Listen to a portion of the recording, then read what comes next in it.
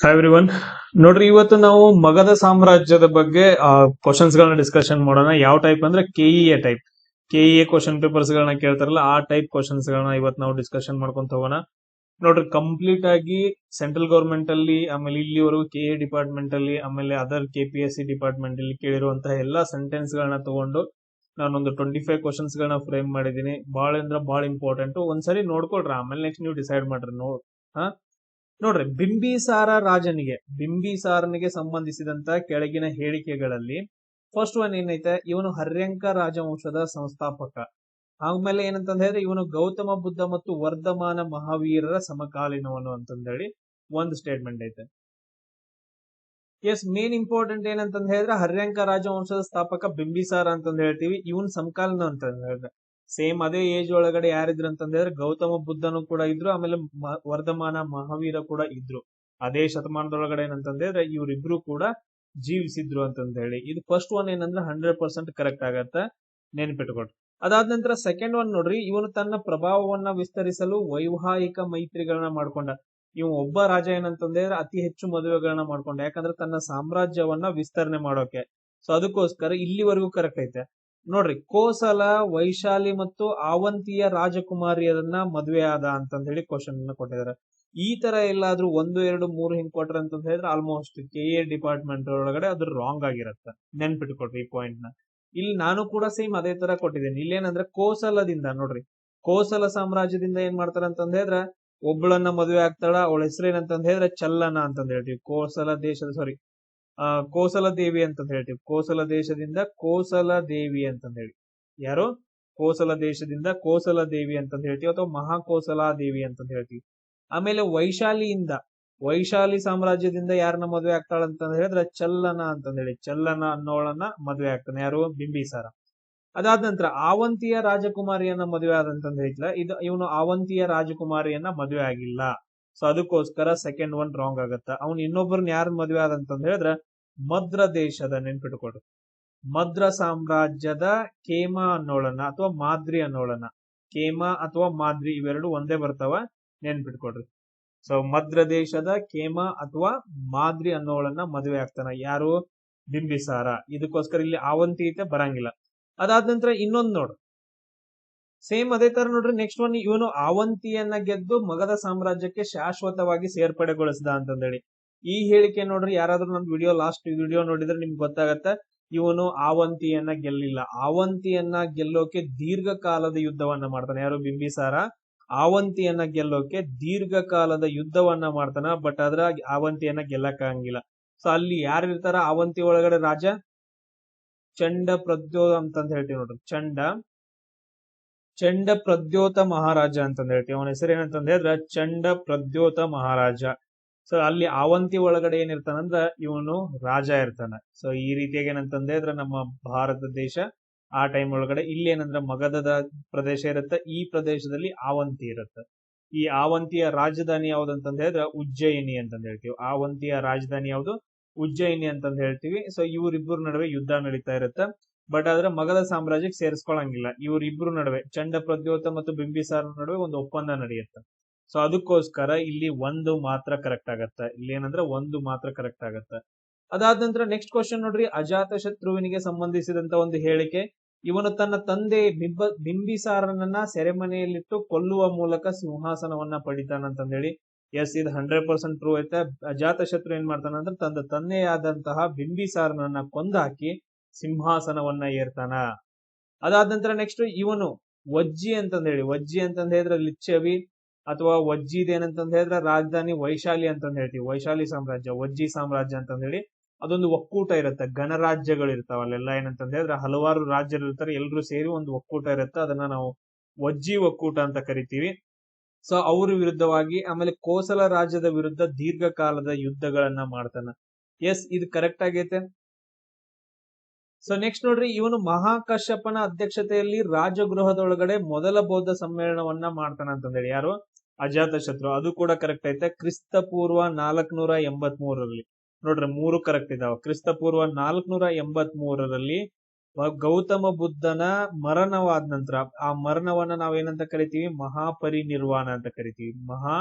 ಪರಿನಿರ್ವಾಣ ಅಂತಂದ ಹೇಳಿ ಕರಿತೀವಿ. ಈ ಮಹಾಪರಿನಿರ್ವಾಣ ಅಥವಾ ಮರಣ ಆದ ನಂತರ ಇವನು ಅಜಾತಶತ್ರು ಏನ್ ಮಾಡ್ತಾನೆ ಅಂತಂದ ಹೇಳಿದ್ರೆ ಗೌತಮ ಬುದ್ಧನ ಸಂದೇಶಗಳನ್ನ ಲಿಖಿತ ರೂಪದಲ್ಲಿ ಬರೆಯೋಕೆ ಈ ಅಜಾತಶತ್ರು ಮತ್ತು ಹಲವಾರು ಬೌದ್ಧ ಸನ್ಯಾಸಿಗಳು ಸೇರಿ ಒಂದು ಸಮ್ಮೇಳನವನ್ನ ಮಾಡ್ತಾರೆ. ಅದನ್ನ ನಾವು 1ನೇ ಬೌದ್ಧ ಸಮ್ಮೇಳನ ಮಹಾಕಶ್ಯಪನ ಅಧ್ಯಕ್ಷತೆಯಲ್ಲಿ ರಾಜಗೃಹದಲ್ಲಿ ನಡೆಯುತ್ತೆ. ಆ ರಾಜಗೃಹದಲ್ಲಿ ಯಾವ ಗುಹೆಗಳಲ್ಲಿ ನಡೆಯುತ್ತೆ ಅಂತಂದ ಹೇಳಿದ್ರೆ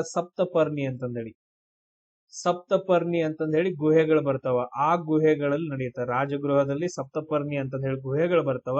ಆ ಗುಹೆಗಳೊಳಗಡೆ ಈ ಒಂದೇನಂತಂದ ಹೇಳಿದ್ರೆ ಒಂದು ಬೌದ್ಧ ಕೌನ್ಸಿಲ್ ನಡೆಯುತ್ತೆ. ಆಮೇಲೆ ಈ ಬೌದ್ಧ ಕೌನ್ಸಿಲ್ ಒಳಗಡೆ ಏನೇನಾಗತ್ತ, ಆನಂದ ಮತ್ತು ಉಪಾಲಿ ಅಂತಂದ ಹೇಳಿ ಇಬ್ಬರು ಜನ ಸೇರ್ಕೊಂತಾರ. ಈ ಆನಂದ ಏನ್ ಮಾಡ್ತಾ ಅಂತಂದ ಹೇಳಿದ್ರೆ ಸುತ್ತ ಪೀಠಕವನ್ನ ರಚನೆ ಮಾಡ್ತಾನ. ಅದೇ ರೀತಿಯಾಗಿ ಉಪಾಲ ಏನ್ ಮಾಡ್ತಾ ಅಂತಂದ ಹೇಳಿದ್ರೆ ವಿನಯ ಪೀಠಕವನ್ನ ರಚನೆ ಮಾಡ್ತಾನ. ಸುತ್ತ ಪೀಠಕ ಮತ್ತು ವಿನಯ ಪೀಠಕ ಅಂತಂದ ಹೇಳಿ. ಸೊ ಆ ವಿಡಿಯೋಸ್ ಅನ್ನ ನೋಡ್ರಿ, ಇನ್ನೂ ಡೀಟೇಲ್ಸ್ ಆಗೈತೆ. ಸುತ್ತ ಪೀಠಕ ಅಂದ್ರೆ ಏನೈತಿ, ವಿನಯ ಪೀಠಕಗಳಂದ್ರೆ ಏನದಾವು. ನೆಕ್ಸ್ಟ್ ಕ್ವಶನ್ ನೋಡ್ರಿ, ಅಜಾತ ಶತ್ರುವಿನ ಆಳ್ವಿಕೆಯಲ್ಲಿ ಮಗಧ ಸೇನಾ ನಾವೀನ್ಯತೆಗಳಿಗೆ, ಮಗಧ ಸೇನಾ ಆವಿಷ್ಕಾರಗಳಿಗೆ ಸಂಬಂಧಿಸಿದ ಹೇಳಿಕೆ ಇದು. ಅಜಾತ ಶತ್ರು ಟೈಮ್ ಒಳಗಡೆ ರಥಮಸೂಲ ಅಂತಂದೇಳಿ, ರಥಮೂಸಲ ಎಂಬುದು ಹೆಚ್ಚು ಸಾವು ನೋವುಗಳನ್ನ ಉಂಟು ಮಾಡುವಂತಹ ಒಂದು ಬಳಸಲಾಗುತ್ತಿದ್ದಂತಹ ಒಂದು ವೆಪನ್. ಅದು ಬ್ಲೇಡ್ ಗಳನ್ನ ಹೊಂದಿತ್ತು. ಅಂದ್ರೆ ಅದೊಂದು ರಥಕ್ಕೆ ಅಂದ್ರೆ ಬ್ಲೇಡ್ ಗಳನ್ನ ಜೋಡಿಸಲಾಗಿದ್ದ ರಥವಾಗಿತ್ತು ಅಂತ ಹೇಳಿ. ನೀವು ಬಾಹುಬಲಿ ಒಳಗಡೆ ಬಲ್ಲಾಳ ದೇವಂದ ರಥ ನೋಡಿರ್ಬೋದು. ಈ ರೀತಿಯಾಗಿ ಬ್ಲೇಡ್ ಗಳಿದ್ವು. ಇಲ್ಲಿ ಏನಂತ ಹೇಳಿದ್ರೆ ಇಲ್ಲಿ ಕುದುರೆಗಳು ಓಡ್ತಿರ್ತಾವ, ಇಲ್ಲಿ ರಥ ಇರುತ್ತ. ಕರೆಕ್ಟ್. ಸೊ ಆ ತರ ಬ್ಲೇಡ್ ಗಳ ಅದನ್ನ ನಾವೇನಂತ ಕರಿತೀವಿ ಅಂದ್ರೆ ರಥ ಮಸೂಲ ಅಂತ ಹೇಳಿ ಕರಿತೀವಿ. ಫಸ್ಟ್ ಒನ್ ಕರೆಕ್ಟ್ ಐತೆ. ಸೆಕೆಂಡ್ ಒನ್ ನೋಡ್ರಿ, ಮಹಾಶೀಲ ಕಂಟಕ ಎಂಬುದು ಶತ್ರುಗಳ ಕೋಟೆಗಳ ಮೇಲೆ ದೊಡ್ಡ ಕಲ್ಲುಗಳನ್ನ ಎಸೆಯಲು ದೊಡ್ಡ ಯಂತ್ರ. ಎಸ್, ಮಹಾಶೀಲ ಕಂಟಕನು ಕರೆಕ್ಟ್ ಐತೆ. ಅಂದ್ರೆ ಶತ್ರುಗಳ ಮೇಲೆ ದೊಡ್ಡ ದೊಡ್ಡ ಕಲ್ಲುಗಳನ್ನ ಎಸೆಯೋಕೆ ಬಾಹುಬಲಿ ಯೂಸ್ ಮಾಡ್ತಿದ್ನಲ್ಲ, ಅದೇ ಯುದ್ಧದೊಳಗಡೆ ಬಾಹುಬಲಿ ಯೂಸ್ ಮಾಡೋದು. ಎಸ್, ಅದನ್ನ ಮಹಾಶೀಲ ಕಂಟಕ ಅಂತಂದ ಹೇಳ್ತೀವಿ. ಈ ಎರಡನ್ನು ಆವಿಷ್ಕಾರ ಮಾಡಿದಂತ ಪರ್ಸನ್ ಯಾರಂದ್ರ ಅಜಾತ ಶತ್ರು ಅಂತಂದ ಹೇಳ್ತೀವಿ. ಯಾರು? ಅಜಾತ ಶತ್ರು ಏನ್ ಮಾಡ್ತಾನ ಅಂತ ಹೇಳಿದ್ರೆ ಇವುಗಳನ್ನ ಆವಿಷ್ಕಾರ ಮಾಡ್ತಾನ. ಆಮೇಲೆ ಈ ಎರಡೂ ಆಯುಧಗಳನ್ನ ಅವಂತಿ ರಾಜ್ಯದ ವಿರುದ್ಧ ಯುದ್ಧದಲ್ಲಿ ಮೊದಲ ಬಾರಿಗೆ ಬಳಸ್ತಾನ. ನೋಡ್ರಿ, ಇಂಪಾರ್ಟೆಂಟ್. ಅವಂತಿ ರಾಜ್ಯದ ಮೇಲೆ ಮೊದಲ ಬಾರಿಗೆ ಬಳಸ್ತಾನ ಅಂತಂದ ಹೇಳಿ. ಇದೇನಂತಂದ ಹೇಳಿದ್ರ ರಾಂಗ್ ಐತೆ. ಥರ್ಡ್ ಒನ್ ಏನಂದ್ರ ರಾಂಗ್ ಐತೆ. ಅವನು ಅವಂತಿ ಮೇಲೆ ಬಳಸಂಗಿಲ್ಲ, ಅದನ್ನ ವೈಶಾಲಿಯ ವಜ್ಜಿ ವಂಶದ ಮೇಲೆ. ನೋಡ್ರಿ, ವೈಶಾಲಿಯ ಅಥವಾ ವಜ್ಜಿ ಈ ಗಣರಾಜ್ಯದ ಮೇಲೆ ಏನ್ ಮಾಡ್ತಾನ ಅಂತಂದ ಹೇಳಿದ್ರೆ ಇವುಗಳನ್ನ ಬಳಸ್ತಾನ. ಇವುಗಳನ್ನ ಬಳಸಿ ಅವ್ರನ್ನೆಲ್ಲರನ್ನು ಸೋಲಿಸ್ತಾನ. ಈ ವೈಶಾಲಿ ಒಳಗಡೆ ಎಷ್ಟು ಜನ ಇದ್ರು? 7700 ಜನ ರಾಜರಿದ್ರು. ಎಷ್ಟು ಜನ ರಾಜರಿದ್ರು? 7707 ರಾಜರಿದ್ರು. ಅಂತ ಒಂದು ದೊಡ್ಡ ಗಣರಾಜ್ಯವನ್ನ ಸೋಲಿಸ್ತಾನ. ಯಾರಂದ್ರ ಅಜಾತ ಶತ್ರು ಅಂತ ಹೇಳ್ತೀವಿ. ಆ ವಿಡಿಯೋಸ್ ಅನ್ನ ನೋಡ್ರು, ಬಹಳ ಅಂದ್ರೆ ಬಹಳ ಯೂಸ್ ಆಗತ್ತ. ಬಹಳ ಡೀಪ್ ಲೆವೆಲ್ ಐತೆ, ಇವನ್ KS ಲೆವೆಲ್ಗೂ ಐತೆ ಅದು. ನೆಕ್ಸ್ಟ್, ಮಗಧದ ರಾಜಧಾನಿ ನಗರಗಳಿಗೆ. ಸೊ ಮಗಧದ ರಾಜಧಾನಿ ನಗರಗಳಿಗೆ ಸಂಬಂಧಿಸಿದಂತ ಒಂದು ಹೇಳಿಕೆ ನೋಡ್ರಿ. PC ಎಕ್ಸಾಮ್ ಅಲ್ಲಿ ಕೇಳಿದಾರೆ ರಾಜಗೃಹದ ಬಗ್ಗೆ. ಮಗಧದ ರಾಜಧಾನಿ ಯಾವುದು? ರಾಜಗೃಹ. ಫಸ್ಟ್ ಗೆ ಈ ರಾಜಗೃಹ ಗಿರಿವ್ರಜ ಅಂತಂದ ಹೇಳಿ, ರಾಜಗೃಹವನ್ನ ಏನಂತ ಕರಿತಾ ಇದ್ರು? ಮೊದ್ಲಿಂದ ಗಿರಿವ್ರಜ ಅಂತ ಹೇಳಿ ಕರಿತಾ ಇದ್ರು. ಇದು 5 ಬೆಟ್ಟಗಳಿಂದ ಸುತ್ತುವರೆದಿದ್ದು ನೈಸರ್ಗಿಕವಾಗಿ ಕೋಟೆಯಂತೆ ಸುರಕ್ಷಿತವಾಗೈತಿ ಅಂತಂದ ಹೇಳಿ. ಫಸ್ಟ್ ಎಸ್, ಇದು ಕರೆಕ್ಟ್ ಐತೆ. ಇದೇನಂತಂದ ಹೇಳಿದ್ರೆ ಸುತ್ತಮುತ್ತ ಏನಂತಂದ ಹೇಳಿದ್ರೆ ಈ ರೀತಿಯಾಗಿ 5 ಏನಂತಂದ ಹೇಳಿದ್ರೆ ಬೆಟ್ಟ ಗುಡ್ಡಗಳಿಂದ 5 ಬೆಟ್ಟಗಳಿಂದ ಕೂಡಿ ಮಿಡಲ್ ಅಲ್ಲಿ ಅಂತಂದ್ರೆ ಒಂದು ನಗರ ಐತೆ. ಅದನ್ನ ನಾವು ರಾಜಗೃಹ ಅಂತ ಕರಿತೀವಿ. ಉಳಿದೆಲ್ಲ ಬೆಟ್ಟಗಳು ನೈಸರ್ಗಿಕ ತಡೆಗೋಡೆ ಅಂತ ಅದಾವ. ಆಮೇಲೆ ಉದಯನ್ನ ಏನ್ ಮಾಡ್ತಾ ಅಂದ್ರ ಗಂಗಾ ಮತ್ತು ಸೋನ್ ನದಿಗಳ ಸಂಗಮದಲ್ಲಿ, ಈ ರೀತಿಯ ಗಂಗಾ ನದಿ ಬರುತ್ತೆ, ಅದಾದಂದ್ರೆ ಈ ಕಡೆಯಿಂದ ಹರಿತಾ ಸೋನ್ ನದಿ ಬರುತ್ತೆ. ಈ ಪ್ರದೇಶದಲ್ಲಿ ಒಂದು ನಗರವನ್ನ ರಾಜಧಾನಿಯನ್ನಾಗಿ ಮಾಡ್ಕೊಂತಾನ. ಅದನ್ನೇನಂತಂದ್ರೆ ಪಾಟಲಿಪುತ್ರ ಅಂತ ಕರಿತೀವಿ. ಏನಂತ ಕರಿತೀವಿ? ಪಾಟಲಿಪುತ್ರ ಅಂತ ಹೇಳಿ ಕರಿತೀವಿ. ಸೊ ರಾಜಗೃಹದಿಂದ ಪಾಟಲಿಪುತ್ರ ನಗರವನ್ನ ಸ್ಥಾಪನೆ ಮಾಡಿ ರಾಜಗೃಹದಿಂದ ಪಾಟಲಿಪುತ್ರಕ್ಕೆ ತನ್ನ ರಾಜಧಾನಿಯನ್ನ ಸ್ಥಳಾಂತರ ಮಾಡ್ತಾನ. ಯಾರು? ಉದಯನ್ ಅಂತಂದ ಹೇಳ್ತೀವಿ. ಅದು ಕರೆಕ್ಟ್ ಐತೆ.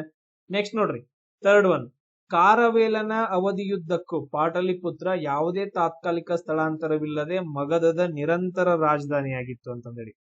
ನೋಡ್ರಿ, ಕಾರವೇಲನವರೆಗೂ ಅಂತಂದೇಳಿ ರಾಂಗ್ ಇದು. ಸೊ ಯಾಕಂತಂದ ಹೇಳಿದ್ರೆ ನೋಡ್ರಿ, ಫಸ್ಟ್ ಒನ್ ಏನಂತಂದ ಹೇಳಿದ್ರೆ ರಾಜಗೃಹ ಯಾರ ರಾಜಧಾನಿ ಆಗಿತ್ತು? ಯಾರ್ಯಾರಂತಂದ ಹೇಳಿದ್ರೆ ಬಿಂಬಿಸಾರ, ಅದಾದ ನಂತರ ನೆಕ್ಸ್ಟ್ ಅಜಾತ ಶತ್ರು, ಇವ್ರದಿಬ್ಬರದು. ನೆಕ್ಸ್ಟ್ ಉದಯನ್ ಏನ್ ಮಾಡ್ತಾ ಅಂತಂದ ಹೇಳಿದ್ರೆ ಪಾಟಲಿಪುತ್ರ ನಗರವನ್ನ ಏನ್ ಮಾಡ್ತಾ ಅಂದ್ರೆ ರಾಜಧಾನಿಯನ್ನಾಗಿ ಮಾಡ್ಕೊಂತಾನ ಉದಯನ್. ಈ ಉದಯನಿಂದ ಹಿಡ್ಕೊಂಡು ನೆಕ್ಸ್ಟ್ ಇಲ್ಲಿವರೆಗೂ ಎಲ್ಲಾ ಹರ್ಯಾಂಕ ರಾಜರು ಅಲ್ಲಿವರೆಗೂ ಪಾಟಲಿಪುತ್ರ ನಗರ ರಾಜಧಾನಿಯಾಗಿರುತ್ತೆ. ವೆನ್ ಶಿಶುನಾಗ ಬರ್ತಾನಲ್ಲ, ಇದು ಶಿಶುನಾಗ ವಂಶದ ಶಿಶುನಾಗ ಅಂತಂದ ಹೇಳ್ತೀವಲ್ಲ, ಅವನ್ ಏನ್ ಮಾಡ್ತಾನ ಅಂತಂದ ಹೇಳಿದ್ರೆ ಚೇಂಜ್ ಮಾಡ್ತಾನ. ಅವನು ವೈಶಾಲಿಯನ್ನ ತನ್ನ ರಾಜಧಾನಿಯನ್ನಾಗಿ ಮಾಡ್ಕೊಂತಾನ. ಯಾರು? ಶಿಶುನಾಗ. ಅದಾದ ನಂತರ ನೆಕ್ಸ್ಟ್ ವೈಶಾಲಿಯಿಂದ ಮತ್ತು ಪಾಟಲಿಪುತ್ರಕ್ಕೆ ಯಾರು ಮತ್ ಕನ್ವರ್ಟ್ ಮಾಡ್ತಾರೆ? ಒಂದೊಂದು ವರ್ಷ ಇದ್ಕೊಂಡು ಒಂದ್ ವರ್ಷ ಆದ ನಂತರ ನೆಕ್ಸ್ಟ್ ವೈಶಾಲಿಯಿಂದ ಪಾಟಲಿಪುತ್ರಕ್ಕೆ ಕಾರವೇಲ ಚೇಂಜ್ ಮಾಡ್ತಾನೆ. ಯಾರು ಚೇಂಜ್ ಮಾಡ್ತಾರ ಅಂತ ಹೇಳಿದ್ರೆ ಕಾರವೇಲ ಚೇಂಜ್ ಮಾಡ್ತಾನೆ. ಇಷ್ಟು ಡೀಟೇಲ್ಸ್ ಗಳನ್ನ ನೀವು ಇದರಲ್ಲಿ ಪ್ರಾಪರ್ ಆಗಿ ನೆನ್ಪಿಟ್ಕೋಬೇಕು. ಇದಾದ ನಂತರ ನೆಕ್ಸ್ಟ್ ಹರ್ಯಂಕ ಅರಸ ಉದಯನ್ಗೆ ಸಂಬಂಧಿಸಿದಂತೆ ಇವನು ಅಜಾತ ಶತ್ರುವಿನ ಮಗ. ಎಸ್, ಆಮೇಲೆ ಅವನು ಉತ್ತರಕಾರಿಯಾಗಿದ್ದನು ಅಂತ ಹೇಳಿ ಕರೆಕ್ಟ್ ಐತೆ. ಅವನು ಅಜಾತ ಶತ್ರುವಿನ ಮಗ. ಅಜಾತ ಶತ್ರು ಆದ ನಂತರ ನೆಕ್ಸ್ಟ್ ರಾಜ ಯಾರಾಗಿದ್ರ ಅಂತಂದ ಹೇಳಿದ್ರೆ ಉದಯನ್ ಆಗಿದ್ದ. ಆಮೇಲೆ ಇವನು ಗಂಗಾ ಮತ್ತು ಸೋನ್ ನದಿಗಳ ಸಂಗಮದಲ್ಲಿ ಪಾಟಲಿಪುತ್ರ ನಗರವನ್ನ ಕಟ್ಟಿಸ್ದ ಅಂತ ಹೇಳಿ. ಇದು ಗಂಗಾ, ಈ ಕಡೆಯಿಂದ ಸೋನ್ ನದಿ ಹರಿಯುತ್ತ, ಈ ಸಂಗಮದಲ್ಲಿ ಒಂದು ನಗರವನ್ನ ಕಟ್ತಾನ ಪಾಟಲಿಪುತ್ರ. ಇವಾಗ ಅದನ್ನ ನಾವು ಪಾಟ್ನಾ ಅಂತ ಕರಿತೀವಿ. ಎಸ್, ಕರೆಕ್ಟ್ ಆಗೈತೆ. ನೆಕ್ಸ್ಟ್ ಇವನು ಬೌದ್ಧ ಧರ್ಮಕ್ಕೆ ಮತಾಂತರಗೊಂಡು ಎರಡನೇ ಬೌದ್ಧ ಮಹಾಸಭೆಗೆ ಪೋಷಕತ್ವವನ್ನ ನೀಡ್ದ ಅಂತಂದೇಳಿ. ಇವನು ಉದಯನ್ ಏನ್ ಮಾಡ್ತಾ ಅಂತಂದ ಹೇಳಿದ್ರೆ ಎರಡನೇ ಬೌದ್ಧ ಸಮ್ಮೇಳನ ನಡೆಸಂಗಿಲ್ಲ. ಓನ್ಲಿ 1 ಮತ್ತು 2 ಇಲ್ಲಿ ಕರೆಕ್ಟ್ ಆಗ್ತಾವ. ಕ್ಲಿಯರ್?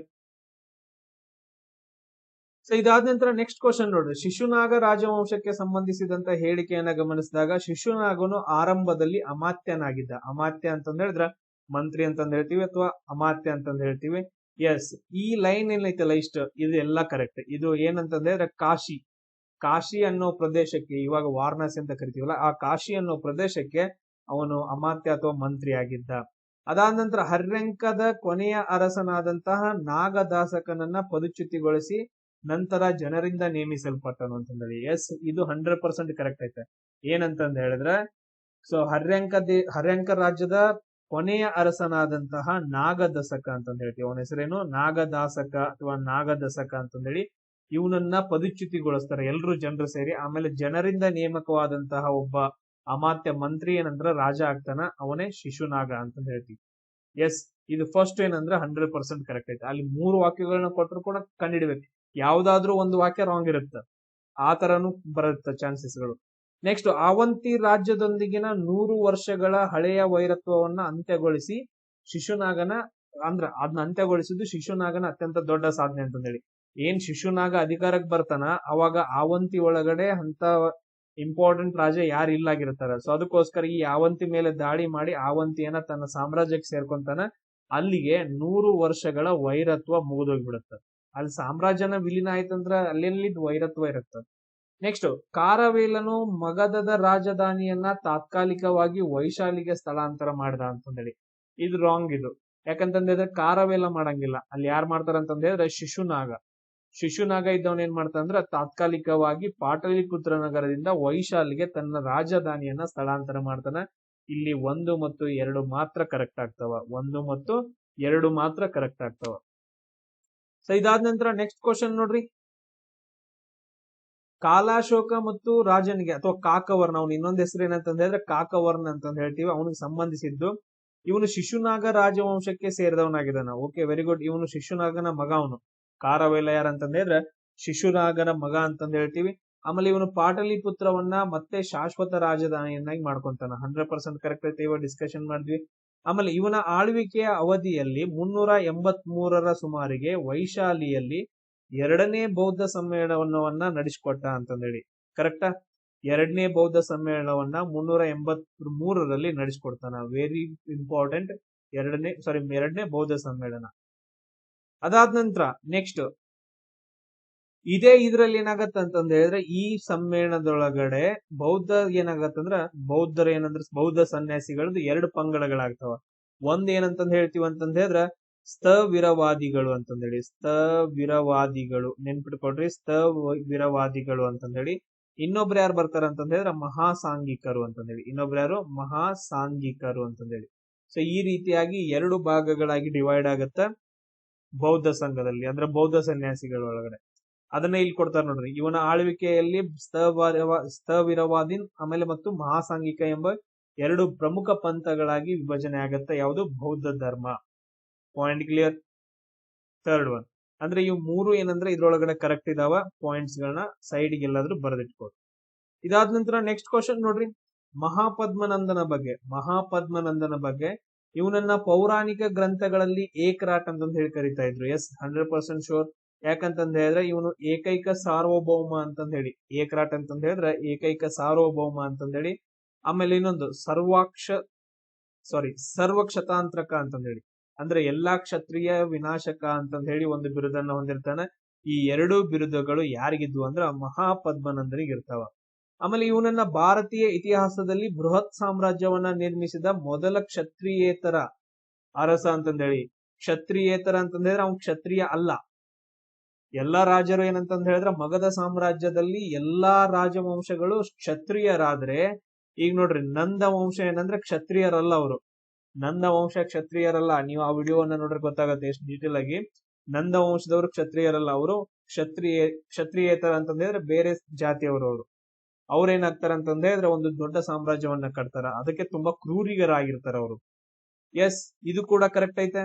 ಆಮೇಲೆ ನೆಕ್ಸ್ಟ್, ಕಾರವೇಲನ ಹಾತಿಗುಂಪಾ ಶಾಸನವು ಇವನು ಕಳಿಂಗವನ್ನ ಗೆದ್ದುಕೊಂಡಿದ್ದು ಮತ್ತು ಜಲಾನಯನ ಕಾಲುವೆಯನ್ನ ಅಗಿಸಿದ ಉಲ್ಲೇಖವನ್ನ ನೀಡುತ್ತೆ ಅಂತಂದೇಳಿ ನೆನ್ಪಿಟ್ಕೊಳ್ರಿ. ಕಾರವೇಲ ಬರೆದಂತ ಒಂದು ಶಾಸನ ಯಾವ್ದಂದ್ರೆ ಹಾತಿಗುಂಪಾ ಶಾಸನ. ಆ ಶಾಸನದೊಳಗಡೆ ಕಳಿಂಗ ಪ್ರದೇಶವನ್ನ ಗೆದ್ದುಕೊಂಡಿದ್ದರ ಬಗ್ಗೆ ಒಂದು ಥಿಂಗ್ಸ್ ಅನ್ನ ಕೊಟ್ಟಿದಾರ, ನೆನ್ಪಿಟ್ಕೊಳ್ರಿ. ಅವನ್ ಏನ್ ಕೊಟ್ಟಿದಾರ ಅಂತಂದ ಹೇಳಿದ್ರೆ, ನಂದರಾಜವನು ಕಳಿಂಗವನ್ನ ಗೆದ್ದು ಅಲ್ಲಿಂದ ಜೀನಾಸನವನ್ನ ತಂದಿದ್ದನು ಅಂತಂದೇಳಿ. ಜೀನಾಸನ ಅಂತಂದೇಳಿ ನೆನ್ಪಿಟ್ಕೊಳ್ರಿ. ಕಳಿಂಗ ರಾಜನ ಕಾರವೇಲನ ಹಾತಿಗುಂಪಾ ಶಾಸನದಲ್ಲಿ ಏನ್ ಹೇಳತ್ತೆ ಅಂದ್ರ, ನಂದರಾಜನು ಅಥವಾ ಮಹಾಪದ್ಮನಂದನು ಕಳಿಂಗ ಪ್ರದೇಶವನ್ನ ಗೆದ್ದು ಅಲ್ಲಿಂದ ಜೀನಾಸನವನ್ನ ತಂದಿದ್ದನು. ಆಮೇಲೆ ಏನಂತಂದ್ರೆ ತನುಸುಲಿಯಿಂದ ಕಾಲುವೆಯನ್ನ ನಿರ್ಮಿಸಿದನು ಅಂತಂದ್ರೆ, ಜಸ್ಟ್ ಕಾಲುವೆಯನ್ನ ನಿರ್ಮಿಸಿದನು ಅಂತಂದ್ರೆ ನೆನ್ಪಿಟ್ಕೊಳ್ರಿ. ಇಲ್ಲಿ ನೋಡ್ರಿ, ಈ ಪ್ರದೇಶದೊಳಗಡೆ ಬರುತ್ತೆ ಕಳಿಂಗ ಅಂತಂದ ಹೇಳಿದ್ರೆ. ಕಳಿಂಗ ಅಂತಂದ ಹೇಳಿದ್ರೆ ಇವಾಗಿಂದ ಒಡಿಸ್ಸಾ ಪ್ರದೇಶ. ಕಳಿಂಗ ಸಾಮ್ರಾಜ್ಯ ಅಂತಂದ ಹೇಳಿದ್ರೆ ಇವಾಗಿಂದ ಒಡಿಸ್ಸಾ ಪ್ರದೇಶ ಅಂತಂದ ಹೇಳ್ತೀವಿ. ಆಮೇಲೆ ಇದ್ರೊಳಗಡೆ ಏನ್ ಬರುತ್ತೆ ಅಂದ್ರೆ 13ನೇ ಬಂಡೆಗಲ್ಲು ಶಾಸನ ಅಂತಂದ ಹೇಳಿ. 13ನೇ ಬಂಡೆಗಲ್ಲು ಶಾಸನ ಅದು ಅಶೋಕನಿಗೆ ಸಂಬಂಧಪಟ್ಟಿದ್ದು. ಈಗ ನಿಮ್ಗೆ ಇನ್ನೊಂದು ಕ್ವಶನ್ ನಾನು ಕೇಳ್ತೀನಿ. ಈಗ ಕಾರವೇಲ ರಚಿಸಿದಂತ ಹಾತಿಗುಂಪಾ ಶಾಸನ ಯಾವ ಬೆಟ್ಟಗಳಲ್ಲಿ ಬರುತ್ತೆ, ಯಾವ ಬೆಟ್ಟಗಳಲ್ಲಿ ಕಂಡು ಬರುತ್ತೆ ಅನ್ನೋದನ್ನ ನನಗೆ ನೀವು ಕಮೆಂಟ್ ಅನ್ನ ಹಾಕ್ಬೇಕು. ಸೊ ಓಲ್ಡ್ ಕ್ಲಾಸ್ ನೋಡಿದ್ರೆ ಅಂತಂದ ಹೇಳಿದ್ರೆ ನಿನ್ನೆ ಅಪ್ಲೋಡ್ ಮಾಡಿರೋದು ನಿಮ್ಗೆ ಗೊತ್ತಾಗಿರುತ್ತೆ. ಸಾರಿ, ಇವತ್ತು ಮಾರ್ನಿಂಗ್ ಅಪ್ಲೋಡ್ ಮಾಡಿರೋದು. ನೆಕ್ಸ್ಟ್, ನಂದ ರಾಜವಂಶಕ್ಕೆ ಸಂಬಂಧಿಸಿದ್ದು ಅವರು ಕಾಲಾಳು ಪಡೆ, ಅಶ್ವಪಡೆ, ರಥಪಡೆ ಮತ್ತು ಯುದ್ಧ ಆನೆಗಳನ್ನ ಒಳಗೊಂಡ ಕಾಯಂ ಸೈನ್ಯವನ್ನ, ಇದು ಇಂಪಾರ್ಟೆಂಟ್ ವರ್ಡ್, ಸ್ಟ್ಯಾಂಡಿಂಗ್ ಆರ್ಮಿ ಅಂತಂದ ಹೇಳ್ತೀವಿ. ಸೊ ಕಾಯಂ ಸೈನ್ಯವನ್ನ ರಚಿಸಿದ್ರು ಅಂತಂದೇಳಿ. ಒಂದು ಸಪರೇಟ್ ಆಗಿ ಸೈನ್ಯನ ಇತ್ತು ಯುದ್ಧ ಮಾಡೋಕ್ ಅಂತಂದ ಹೇಳ್ಬಿಟ್ಟು, ಅದೊಂದು ಸಪರೇಟ್ ಕಾಯಂ ಸೈನ್ಯ ಅಂತಂದ ಹೇಳ್ತೀವಿ. ಅದು ಕರೆಕ್ಟ್ ಆಗೈತೆ. ಆಮೇಲೆ ಇನ್ ನೆಕ್ಸ್ಟ್ ನೋಡ್ರಿ, ನೆಕ್ಸ್ಟ್ ಏನಂತಂದ ಹೇಳಿದ್ರೆ ಅವರು ಪರಿಣಾಮಕಾರಿ ತೆರಿಗೆ ಸಂಗ್ರಹ ವ್ಯವಸ್ಥೆಯನ್ನ ಸ್ಥಾಪಿಸಿದ್ರು. ಟ್ಯಾಕ್ಸ್ ಸಿಸ್ಟಮ್ ಬಹಳ ಡೇಂಜರಸ್ ಇತ್ತು ಅವ್ರ ಟೈಮಲ್ಲಿ. ಏನಂತಂದ್ರೆ ತುಂಬಾ ಸಿಸ್ಟಮೆಟಿಕ್ ಟ್ಯಾಕ್ಸ್ ಸಿಸ್ಟಮ್ ಇತ್ತು. ಆಮೇಲೆ ನೆಕ್ಸ್ಟ್, ರಾಜ್ಯದ ಏಕಸ್ವಾಮ್ಯವನ್ನ ಸಂಘಟಿಸಿದ್ರು ಅಂತಂದ್ರೆ ಸ್ಟೇಟ್ ಆಫ್ ಮೊನೋಪಾಲಿಸ್ ಅಂತಂದ ಹೇಳಿದ್ರೆ ಒಬ್ಬನೇ ರಾಜ್ಯ ಅಂತಂದ ಹೇಳಿ, ಒಬ್ಬನೇ ಅಧಿಕಾರಿ ಅಂತಂದ ಹೇಳಿ, ಸ್ಟೇಟ್ ಆಫ್ ಏಕಸ್ವಾಮ್ಯ ಅಂತಂದ ಹೇಳ್ತೀವಿ. ಅದಾದ ನಂತರ ನೆಕ್ಸ್ಟ್ ಇನ್ನೊಂದು ನೋಡ್ರಿ, ಗ್ರೀಕ್ ಬರಹಗಾರರು ನಂದ ಅರಸನನ್ನ, ಅದರಲ್ಲೂ ವಿಶೇಷವಾಗಿ ಧನನಂದನನ್ನ ಏನಂತ ಕರೆದಾರ, ಅಗ್ರಾಮ್ಸ್ ಅಥವಾ ಕ್ಸಾಂಡ್ರಮ್ಸ್ ಅಂತಂದ ಹೇಳಿ ಕರೆದಾರೆ. ಈ ವರ್ಡ್ಸ್ ಗಳನ್ನ ನೆನ್ಪಿಟ್ಕೊಡ್ರಿ. ಈ ವರ್ಡ್ ಯಾರನ್ನ ಕರೆದಾರ ಅಂತಂದ ಹೇಳಿದ್ರೆ ಧನನಂದನನ್ನ ಗ್ರೀಕ್ ಬರಹಗಾರರು ಇವನನ್ನ ಅಗ್ರಾಮ್ಸ್ ಆಮೇಲೆ ಕ್ಸಾಂಡ್ರಮ್ಸ್ ಅಂತಂದ ಹೇಳಿ ಕರೆದಿದ್ದಾರೆ. ನೆಕ್ಸ್ಟ್ ಕ್ವಶನ್ ನೋಡ್ರಿ, ಆಯುಧಗಳು ಮತ್ತು ಉಪಕರಣಗಳಿಗಾಗಿ ಛೋಟಾ ನಾಗ್ಪುರ್ ಅಥವಾ ಸಿಂಗ್ ಭೂಮ್ ನಲ್ಲಿರುವಂತಹ ಕಬ್ಬಿಣದ ಅದಿರುಗಳನ್ನ ಯೂಸ್ ಮಾಡ್ತಾ ಇದ್ರು. ಯಾರು? ಮಗಧ ಸಾಮ್ರಾಜ್ಯದ ಒಳಗಡೆ. ಇದು 100% ಟ್ರೂ ಆಗೈತೆ. ಆ ಟೈಮ್ ಇಂದಾನೆ ಏನ್ ಮಾಡ್ತಿದ್ರು ಅಂದ್ರೆ ಕಬ್ಬಿಣದ ಗಣಿಗಳಲ್ಲಿ ಕಬ್ಬಿಣವನ್ನ ಎಕ್ಸ್ಟ್ರಾಕ್ಟ್ ಮಾಡ್ಕೊಂಡು ಉಪಕರಣಗಳನ್ನ ಮತ್ತು ಆಯುಧಗಳನ್ನ ನಿರ್ಮಾಣ ಮಾಡ್ತಿದ್ರು. ಅದಕ್ಕೋಸ್ಕರ ಅದು ಸ್ಟ್ರಾಂಗ್ ಒಂದು ಆರ್ಮಿ ಅಂದ್ರೆ ಸಾಮ್ರಾಜ್ಯ ಆಗಿ ಬೆಳೆಯುತ್ತೆ. ಅದು ಒಂದು ರೀಸನ್. ನೆಕ್ಸ್ಟ್, ರಾಜಗೃಹ ಮತ್ತು ಪಾಟಲಿಪುತ್ರ ಇವು ಎರಡು ಆಯಾಕಟ್ಟಿನ ಭೌಗೋಳಿಕ ಸ್ಥಾನಗಳು ಅಂತಂದ ಹೇಳಿ. ಇದನ್ನ ನೆನ್ಪಿಟ್ಕೊಳ್ರಿ, ಆಯಾಕಟ್ಟಿನ ಭೌಗೋಳಿಕ ಸ್ಥಾನಗಳು ಅಂತಂದ ಹೇಳಿದ್ರೆ ಇಲ್ಲಿ ನೋಡ್ರಿ, ಈ ತರ 5 ಬೆಟ್ಟಗಳಿಂದ ಸುತ್ತುವರೆದು ಒಂದು ರಾಜಧಾನಿಯನ್ನ ನಿರ್ಮಾಣ ಮಾಡ್ತಾರ. ಅದನ್ನ ನಾವು ರಾಜಗೃಹ ಅಂತ ಕರಿತೀವಿ. ರಾಜಗೃಹ ಅಥವಾ ಅದನ್ನ ನಾವು ಗಿರಿದುರ್ಗ ಅಂತ ಕರಿತೀವಿ. ಗಿರಿದುರ್ಗ ಅಂತಂದ್ರೆ ಬೆಟ್ಟಗಳಿಂದ ಆವೃತವಾದ ಅಥವಾ ಬೆಟ್ಟಗಳಿಂದ ಕೋಟೆಯನ್ನ ನೈಸರ್ಗಿಕವಾಗಿ ನಿರ್ಮಾಣ ಮಾಡ್ಕೊಂಡಂತ ಒಂದು ರಾಜಧಾನಿ ರಾಜಗೃಹ. ಅದನ್ನ ಗಿರಿದುರ್ಗ ಅಂತ ಕರಿತೀವಿ. ಅಂದ್ರೆ ಬೆಟ್ಟಗಳಿಂದ ಆವೃತವಾದ ಪ್ರದೇಶ ಗಿರಿದುರ್ಗ. ಆಮೇಲೆ ಇನ್ನೊಂದು ಪಾಟಲಿಪುತ್ರ ಬರುತ್ತಲ್ಲ, ಇದನ್ನ ನಾವು ಜಲದುರ್ಗ ಅಂತ ಕರಿತೀವಿ. ಪಾಟಲಿಪುತ್ರವನ್ನ ಏನಂತ ಕರಿತೀವಿ ಅಂದ್ರೆ ಜಲದುರ್ಗ ಅಂತ ಕರಿತೀವಿ. ಅಂದ್ರೆ ಈಗ ಪಾಟಲಿಪುತ್ರ ನಗರ ಐತಂತಂದ ಹೇಳಿದ್ರೆ ಈ ಕಡೆಯಿಂದ ಗಂಗಾ ನದಿ ಹೋಗುತ್ತೆ, ಈ ಕಡೆಯಿಂದ ಸೋನ್ ನದಿ ಬರುತ್ತೆ. ಅಂದ್ರೆ ಈ ಕಡೆ ಈ ತರ ಸುತ್ತು ಕಡೆಗೂ ಏನಂತಂದ ಹೇಳಿದ್ರೆ ನೀರಿನಿಂದ ಆವೃತವಾಗಿರುವಂತಹ ಒಂದು ನಗರ ಅದನ್ನ ನಾವು ಅಂದ್ರೆ ಜಲದುರ್ಗ ಅಂತಂದ್ ಹೇಳ್ತೀವಿ. ಸೊ ನೀರನ್ನ ನದಿಯನ್ನ ದಾಟ್ಬಿಟ್ಟೆ ಅದ್ರದ್ದು ರಾಜಧಾನಿಗೆ ಹೋಗ್ಬೇಕು, ಇಲ್ಲ ಅಂತಂದ್ರೆ ಹೋಗಕ್ ಬರಂಗಿಲ್ಲ ಅಂತ ಒಂದು ಪ್ರದೇಶ. ರಾಜಗೃಹವನ್ನ ಗಿರಿದುರ್ಗ ಅಂತ ಕರೆದ್ರೆ ಪಾಟಲಿಪುತ್ರ ನಗರವನ್ನ ಜಲದುರ್ಗ ಅಂತ ಹೇಳಿ ಕರೀತಾ ಇದ್ರು. ಅಂದ್ರೆ ಜಲದಿಂದ ಆವೃತವಾದ ಕೋಟೆ. ನೆಕ್ಸ್ಟ್, ಸಾಂದ್ರವಾದ ನೆರೆಯ ಅರಣ್ಯಗಳಿದ್ದ ಕಾರಣ ಮಿಲಿಟರಿ ಕಾರ್ಯಾಚರಣೆಗಳಲ್ಲಿ ಯುದ್ಧದ ಆನೆಗಳನ್ನ ವ್ಯಾಪಕವಾಗಿ ಬಳಸ್ತಾರ ಅಂತಂದೇಳಿ. ನೋಡ್ರಿ, ಯಾಕಂತಂದ್ ಹೇಳಿದ್ರೆ ಈ ತರ ನಮ್ದು ಇವಾಗ ಸಾಮ್ರಾಜ್ಯ ಐತೆ, ಈ ರೀತಿ ಏನಂದ್ರೆ ಸಾಮ್ರಾಜ್ಯ ಐತೆ ಈ ಪ್ರದೇಶದಲ್ಲಿ. ಈ ಅಂದ್ರೆ ಈ ಕಡೆ ಸೈಡು ಉತ್ತರ ಪ್ರದೇಶದಲ್ಲಿ, ಆಮೇಲೆ ಬಿಹಾರ್ ಅಲ್ಲಿ, ಉತ್ತರ ಪ್ರದೇಶ ಮತ್ತು ಬಿಹಾರ್ ಒಳಗಡೆ ಅತ್ಯಂತ ದಟ್ಟವಾದ ಅರಣ್ಯ ಇರೋದ್ರಿಂದ, ದಟ್ಟವಾದ ಕಾಡು ಇರೋದ್ರಿಂದ ಅಲ್ಲಿ ಆನೆಗಳು ಜಾಸ್ತಿ ಸಿಗ್ತಾ ಇದ್ವು. ಸೊ ಅದಕ್ಕೋಸ್ಕರ ಆನೆಗಳನ್ನ ಇವ್ರು ಏನ್ ಮಾಡ್ತಾ ಇದ್ರು, ನಮ್ಮ ಸೈನ್ಯದಲ್ಲಿ ಟ್ರೈನಿಂಗ್ ಕೊಟ್ಟು ಒಂದು ಆನೆ ಪಡೆಯನ್ನ ನಿರ್ಮಾಣ ಮಾಡ್ತಿದ್ರು. ಸೊ ಇವು ಇಷ್ಟು ಪಾಯಿಂಟ್ಸ್ ಗಳು. ನೆಕ್ಸ್ಟ್, ಇದು ಕೂಡ ಕರೆಕ್ಟ್ ಐತೆ. ಫೋರ್ತ್ ಒನ್ ನೋಡ್ರಿ, ಮಧ್ಯ ಗಂಗಾ ಬಯಲಿನ ಫಲವತ್ತಾದ ಮಣ್ಣು ಯಾವುದು, ಮೆಕ್ಕಲು ಮಣ್ಣು ಅಂತಂದ್ ಹೇಳ್ತೀವಿ. ಇದು ಕೃಷಿಗೆ ತುಂಬಾ ಉಪಯೋಗ ಆಗತ್ತೆ ಅಂತಂದೇಳಿ. ಅಂದ್ರೆ 4 ಕರೆಕ್ಟ್ ಇದಾವ, 1, 2, 3, 4 ಎಲ್ಲವೂ ಕರೆಕ್ಟ್ ಅಂತಂದ್ ಹೇಳ್ತೀವಿ. ಸೊ ಇದಾದ ನಂತರ ನೆಕ್ಸ್ಟ್ ಕ್ವಶನ್ ನೋಡ್ರಿ, ಬಿಂಬಿಸಾರನನ್ನ ಏನಂತ ಕರಿತಾ ಇದ್ರು, ಸೇನಿಯ ಎಂಬ ಬಿರುದನ್ನ ಹೊಂದಿದ್ದನು ಅಂತ ಹೇಳಿ. ಅಜಾತ ಶತ್ರುನನ್ನ ಕುನಿಕ ಅಂತಂದ್ ಹೇಳಿ. ಕಾಲಾಶೋಕನನ್ನ 1ನೇ ಮಹಾಸಭೆಯನ್ನ ಕರೆದವನು ಅಂತಂದ್ ಹೇಳಿ. ಧನನಂದ ಅಲೆಕ್ಸಾಂಡರ್ನ ಸಮಕಾಲೀನ ಅಂತಂದ್ ಹೇಳ್ತಿ. ಇದ್ರಲ್ಲಿ ಯಾವ್ದು ಕರೆಕ್ಟ್ ಯಾವ್ದು ರಾಂಗ್ ನೋಡ್ರಿ, ಇದ್ರಲ್ಲಿ ಯಾವ್ದು ಕರೆಕ್ಟ್ ಯಾವ್ದು ರಾಂಗ್ ಆಗತ್ತ? ಇಲ್ಲಿ ನೋಡ್ರಿ, ಬಿಂಬಿಸಾರನನ್ನ ಏನಂತ ಕರಿತಾ ಇದ್ರು ಅಂತಂದ್ ಹೇಳಿದ್ರ ಸೇನಿಯ ಅಂತಂದ್ ಹೇಳಿ ಕರಿತಾ ಇದ್ರು. ಕಾಯಂ ಸೈನ್ಯವನ್ನ ಹೊಂದಿದಂತ ಮೊದಲನೇ ರಾಜ ಯಾರಂತಂದ್ ಹೇಳಿದ್ರ ಬಿಂಬಿಸಾರ. ಅದಾದ ನಂತರ ನೆಕ್ಸ್ಟ್ ಹೊಂದಿದವ್ರು ಯಾರು, ಮಹಾಪದ್ಮನಂದ, ಧನನಂದ, ಇವರೆಲ್ಲ ಹೊಂದಿರ್ತಾರ. ಕಾಯಂ ಸೈನ್ಯವನ್ನ ಹೊಂದಿರುವಂತ ಬಿಂಬಿಸಾರ, ಅವನನ್ನ ಸೇನಿಯ ಅಂತಂದ್ ಹೇಳಿ ಕರಿತಾ ಇದ್ರು. ಸೇನಿಯ ಅಂತಂದ್ ಹೇಳಿ ಅದೊಂದು ಬಿರುದು. ನೆಕ್ಸ್ಟ್, ಅಜಾತ ಶತ್ರುನನ್ನ ಕುನಿಕ ಅಂತಂದ್ ಹೇಳಿ ಕರಿತಾ ಇದ್ರು. ಸೊ ಅವನ ಮೊದಲಿನ ಹೆಸರು, ಹುಟ್ಟಿದಾಗಿನ ಹೆಸರು ಏನಂದ್ರೆ ಅವನನ್ನ ಕುನಿಕ ಅಂತಂದ್ ಹೇಳಿ ಕರಿತಾ ಇದ್ರು. ಅಜಾತ ಶತ್ರುವನ್ನ 1 ಮತ್ತು 2 ಕರೆಕ್ಟ್. ನೆಕ್ಸ್ಟ್, ಕಾಲಾಶೋಕ 2ನೇ ಬೌದ್ಧ ಸಮ್ಮೇಳನ. ಕಾಲಾಶೋಕ ಏನ್ ಮಾಡ್ತಾನಂದ್ರ 2ನೇ ಬೌದ್ಧ ಸಮ್ಮೇಳನವನ್ನ ನಡೆಸ್ಕೊಡ್ತಾನ. ಸೊ ಅದಕ್ಕೋಸ್ಕರ 3rd one wrong. Next, 4th one, Dhanananda Alexander ಸಮಕಾಲೀನ ಕರೆಕ್ಟ್. ಅಲೆಕ್ಸಾಂಡರ್ ಏನ್ ಮಾಡ್ತಾನಂದ್ರ ದಾಳಿ ಮಾಡಿದಾಗ ನಮ್ಮ ಭಾರತ ದೇಶದಲ್ಲಿ ರಾಜ ಯಾರಿರ್ತಾರ ಅಂತಂದ್ ಹೇಳಿದ್ರ ಧನನಂದ ಇರ್ತಾನ. ಈ ಧನನಂದನ ಸೈನ್ಯವನ್ನ ನೋಡಿ ಅಂಜುತ್ತಾರ ಅಲೆಕ್ಸಾಂಡರ್ ಸೈನಿಕರು. ಅಂದ್ರೆ ಇಲ್ಲಿ ಎಷ್ಟು ಕರೆಕ್ಟ್, ಕೇವಲ 3 ಜೋಡಿಗಳು ಮಾತ್ರ ಕರೆಕ್ಟ್ ಆಗ್ತಾವ. ಇದಾದ ನಂತರ ನೆಕ್ಸ್ಟ್ ಕ್ವಶನ್ ನೋಡ್ರಿ, ರಾಜನಿಗೆ ಮಹಾಮತ್ತರು ಅಥವಾ ಅಮಾತ್ಯರು ಎಂಬ ಮಂತ್ರಿಗಳು ನೆರವಾಗ್ತಿದ್ರು ಅಂತ ಹೇಳಿ. ರಾಜನಿಗೆ ಏನಂತಂದ್ರೆ ಆಡಳಿತವನ್ನ ನಡೆಸೋಕೆ ಮಹಾಮತ್ತರು, ಈ ವರ್ಡ್ ಗಳನ್ನ ನೆನ್ಪಿಟ್ಕೋಬೇಕು. ಮಹಾಮತ್ತರು ಅಥವಾ ಅಮಾತ್ಯರು ಎಂಬ ಮಂತ್ರಿಗಳು ನೆರವಾಗ್ತಿದ್ರು ಮಗಧ ಸಾಮ್ರಾಜ್ಯದಲ್ಲಿ. ಆಮೇಲೆ ಗ್ರಾಮದ ಆಡಳಿತವನ್ನ ಗ್ರಾಮಿನಿ ನೋಡ್ಕೊಂತಾ ಇದ್ದ. ಗ್ರಾಮದ ಆಡಳಿತವನ್ನ ಗ್ರಾಮಿನಿ ಅಥವಾ ಗ್ರಾಮಕ ನೋಡ್ಕೊಂತಾ ಇದ್ದ. ಇದನ್ನ ನೋಡ್ರಿ, ಗ್ರಾಮ ಮಟ್ಟದ ಆಡಳಿತವನ್ನ ಗ್ರಾಮಿನಿ ಅಥವಾ ಗ್ರಾಮಕ. ಸೊ ಅವರನ್ನ ಗ್ರಾಮದ ಮುಖ್ಯಸ್ಥರು ಅಂತ ಹೇಳಿ ಕರಿತಾ ಇದ್ರು. ಅದು ಕೂಡ ಕರೆಕ್ಟ್ ಐತೆ. ನೆಕ್ಸ್ಟ್ ನೋಡ್ರಿ, ನಂದರ ಅವಧಿಯಲ್ಲಿ ರಾಜಮನೆತನದ ಸೈನ್ಯವನ್ನ ನಗದು ವೇತನದ ಬದಲಾಗಿ ಸಂಪೂರ್ಣವಾಗಿ ಭೂದಾನಗಳ ಮೂಲಕ ನಿರ್ವಹಿಸಲಾಗ್ತಿತ್ತು ಅಂತಂದೇಳಿ. ಸೊ ಇಲ್ಲಿ ಲ್ಯಾಂಡ್ ಗಳನ್ನ ಕೊಡ್ತಾ ಇದ್ರು, ಅವರಿಗೆ ಪೇಮೆಂಟ್ ಕೊಡಲಾಗುತ್ತೆ ಅಂತ ಹೇಳಿ. ಸೊ ಆತರ ಏನು ಬರಂಗಿಲ್ಲ, ರಾಂಗ್ ಇದೆ.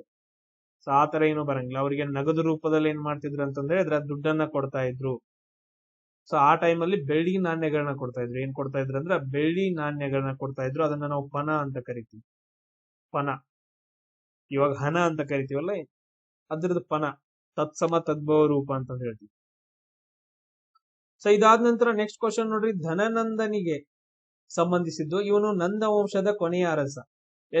ಧನನಂದನನ್ನ ಸೋಲಿಸಿ ಚಂದ್ರಗುಪ್ತ ಮೌರ್ಯ ಏನ್ ಮಾಡ್ತಾ ಅಂದ್ರೆ ಹೊಸ ಒಂದು ಸಾಮ್ರಾಜ್ಯವನ್ನ ಕಟ್ತಾನ, ಮೌರ್ಯ ಸಾಮ್ರಾಜ್ಯ. ಅದಕ್ಕೋಸ್ಕರ ಧನನಂದ ಕೊನೆಯಾದರು. ಕರೆಕ್ಟ್ ಆಗಿರುತ್ತೆ. ಇವನು ಅಪಾರ ಐಶ್ವರ್ಯವಂತನಾಗಿದ್ದು ಭಾರಿ ತೆರಿಗೆಯಿಂದ ಜನರಲ್ಲಿ ಅತ್ಯಂತ ಅಪ್ರಿಯನಾಗಿದ್ದನು. ನೆನ್ಪಿಟ್ಕೊಡ್ರಿ, ಇವನು ಟ್ಯಾಕ್ಸ್ ಬಾಳ್ ಹೇರ್ತಾನ.